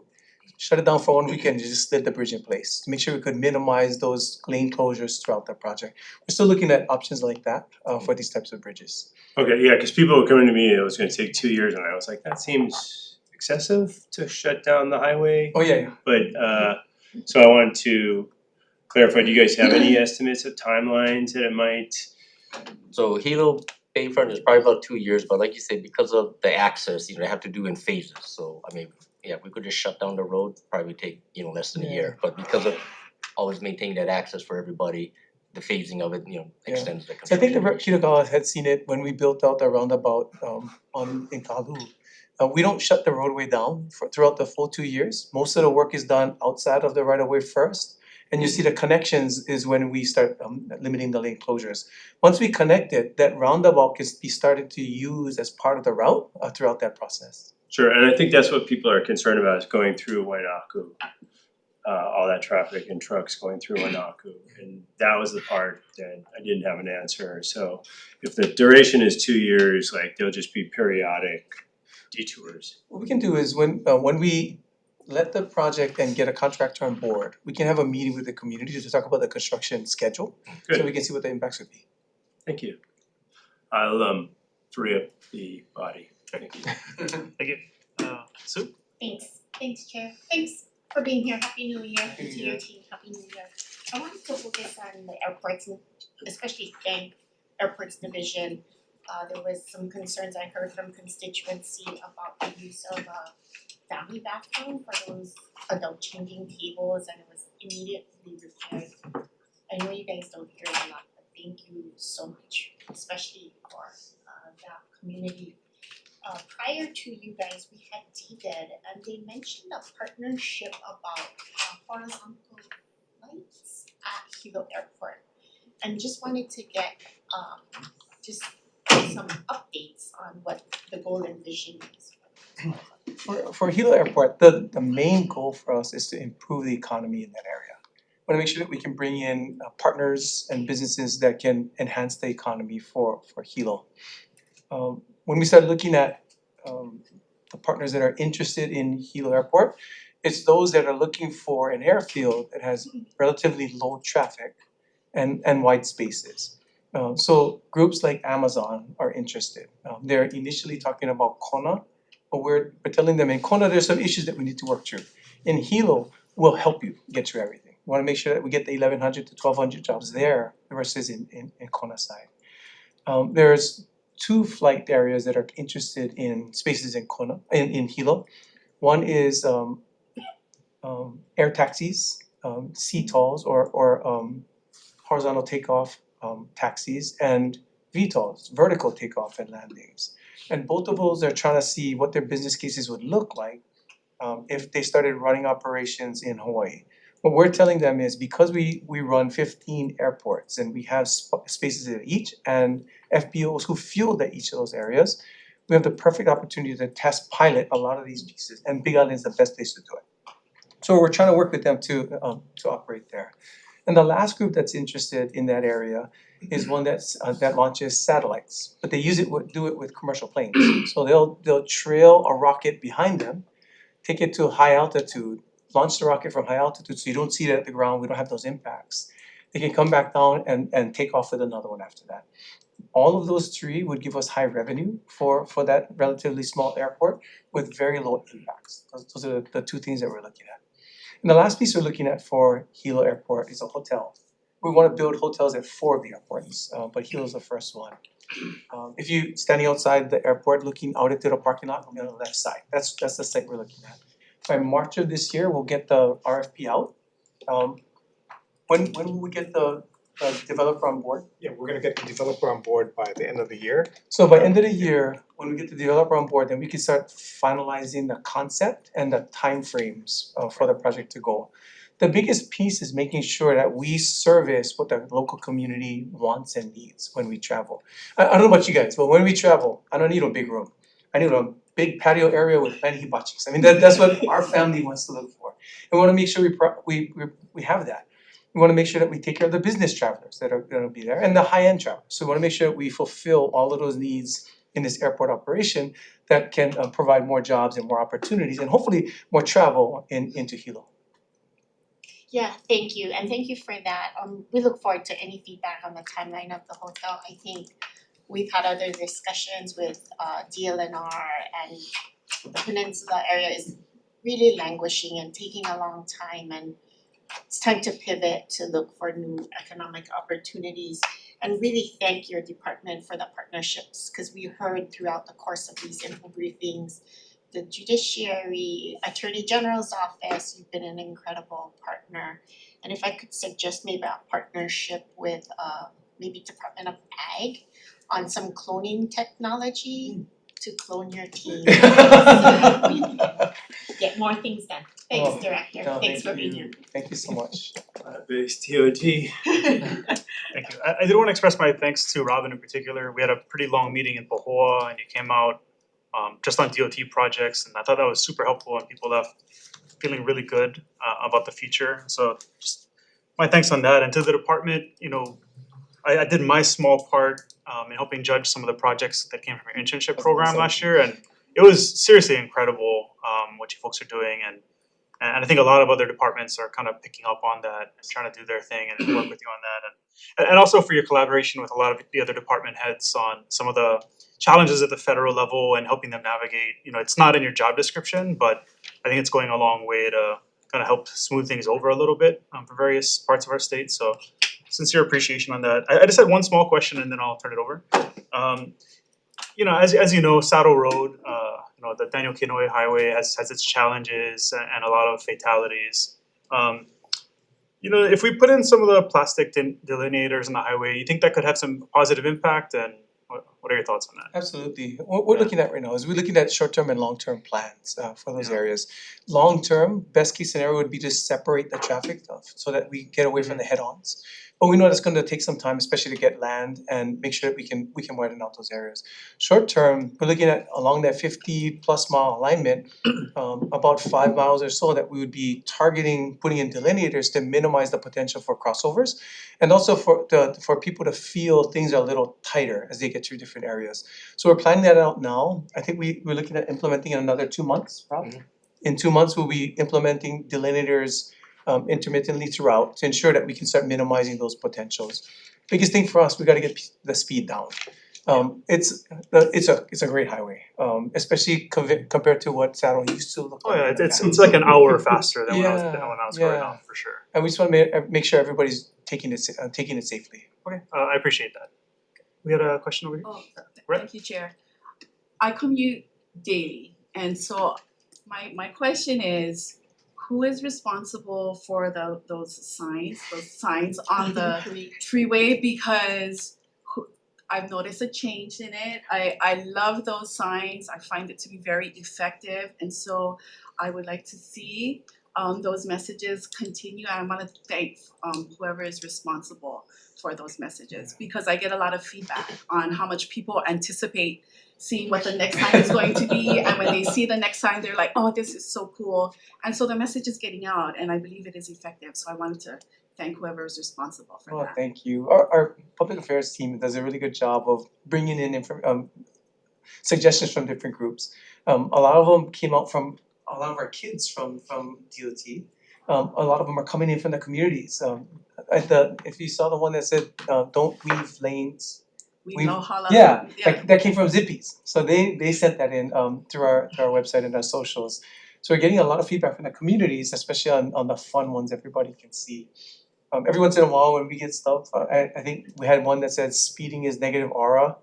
That made a lot of the adults roll their eyes, and my kids tell me, you know, you're 50, right? I mean, you're not young. But getting that feedback from different areas means that people are seeing it, so we're gonna continue.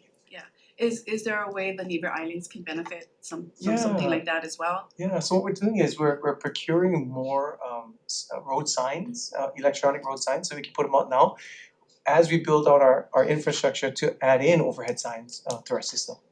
So we'll definitely, you'll see them very soon. Okay, well, thank you for brightening our days because it does suck to be stuck in traffic. Seeing those messages is nice, thank you. Okay, thank you. Rep. Alkos and then Rep. Kush. Thank you, Director. No, what are you guys doing with carpools? Any new plans of trying to get more families to carpool on the road and get more cars off the road? What plan do you have? Yeah, so overall, the long-term plan is to make sure that people have effective options to travel.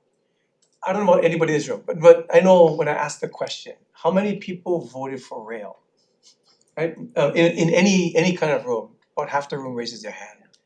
And when I asked how many of you voted for rail because you wanted the person in the next car to ride it, most of the people who raised their hand again. I mean, that was the way the thought process went in the past, right?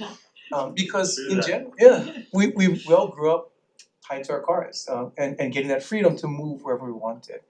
But part of the issue that we have with that is 80% of the jobs that we all have all live in this area.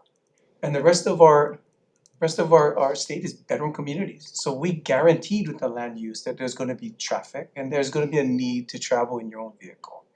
What we're trying to do is reset what this commercial opportunities look like, which is why you saw we put about 270 million into increasing access into Kalaeloa Kapolei.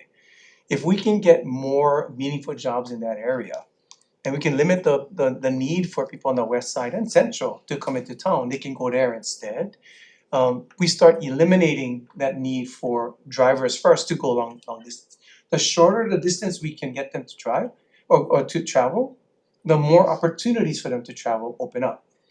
I can build a bike lane from Nanakuli to UH.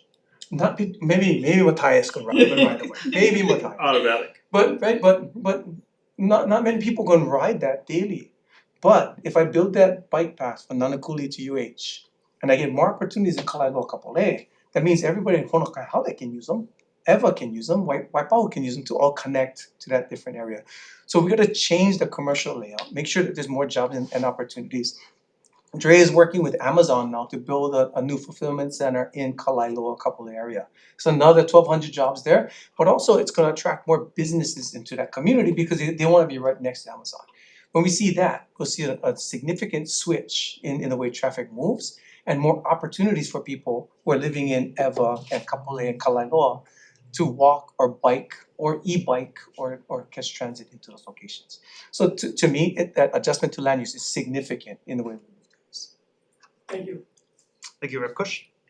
Just one last one, for harbors, I know last year we had a great site tour and I just a quick, I know it's getting late and everybody wants to see just a quick update on the land acquisition, timelines, that kind of stuff.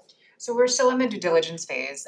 Some of the landowners have not made it easy for us to, I think, conduct some of the due diligence. So we aren't where we would like to be in the schedule, but we are in earnest working to advance that. We may need to do a condemnation and we're preparing for that, but the plans and the need for those properties have not changed. Condemnation would push things back maybe 3 to 5 years. Oh, no, not that long. Maybe an additional 18 months to our schedule. Okay, I forgot you guys are DOT. Alright, so next 24, 36 months, designing, demo, stuff like that, I hope by this time next year, when we come for next year's budget briefing, we will be finishing the acquisition process and getting into design. Okay. And right now, when we're working with the landowners now to finalize things, it's everybody's best interest for us to just negotiate it out. Because we can provide them terms for them to stay there for longer than we have to. Yeah. If we go to condemnation, all those are out. I mean, we wanna make sure that we can provide those opportunities for us to work with everybody, give them a time frame to transition out. If we gotta condemn, that's not gonna happen. Thank you, Chair. Any last questions? I do have one small one. I actually hopped off the plane Monday morning, got to the rail, and then connected at the bus to get to the Capitol, and it went super smooth, right? We're gonna ignore when I accidentally ended up in Kailua middle of the week, without user error. But it did bring something up though. So right now, you hop off a neighbor island plane. There's really very little signage on how to get to the rail. You get to the elevator and there's a little sticker saying rail on this floor. Is there anything in the works, pathing wise, to kind of help get people to the rail? Yeah, there's two things that we're doing. We're working with Heart now to enhance the connection or the signage that's there. And that'll happen before the end of this session, those adjustments. Second, Kurt is pushing an app that you can download as soon as you get off the plane, open it up, and it'll tell you exactly how to get to every location that you need to. Whether it be the new restaurants that we have in those terminals, your baggage claim, or to rail. Okay.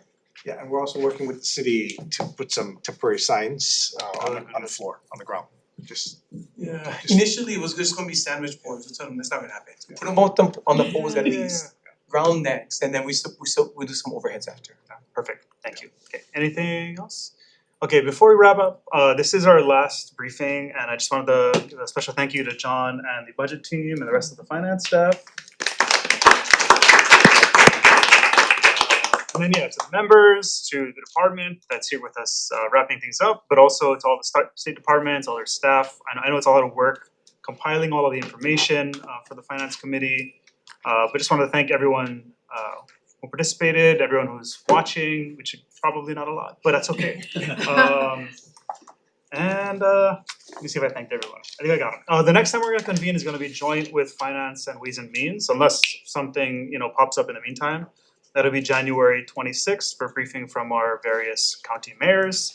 Thank you very much. We are adjourned.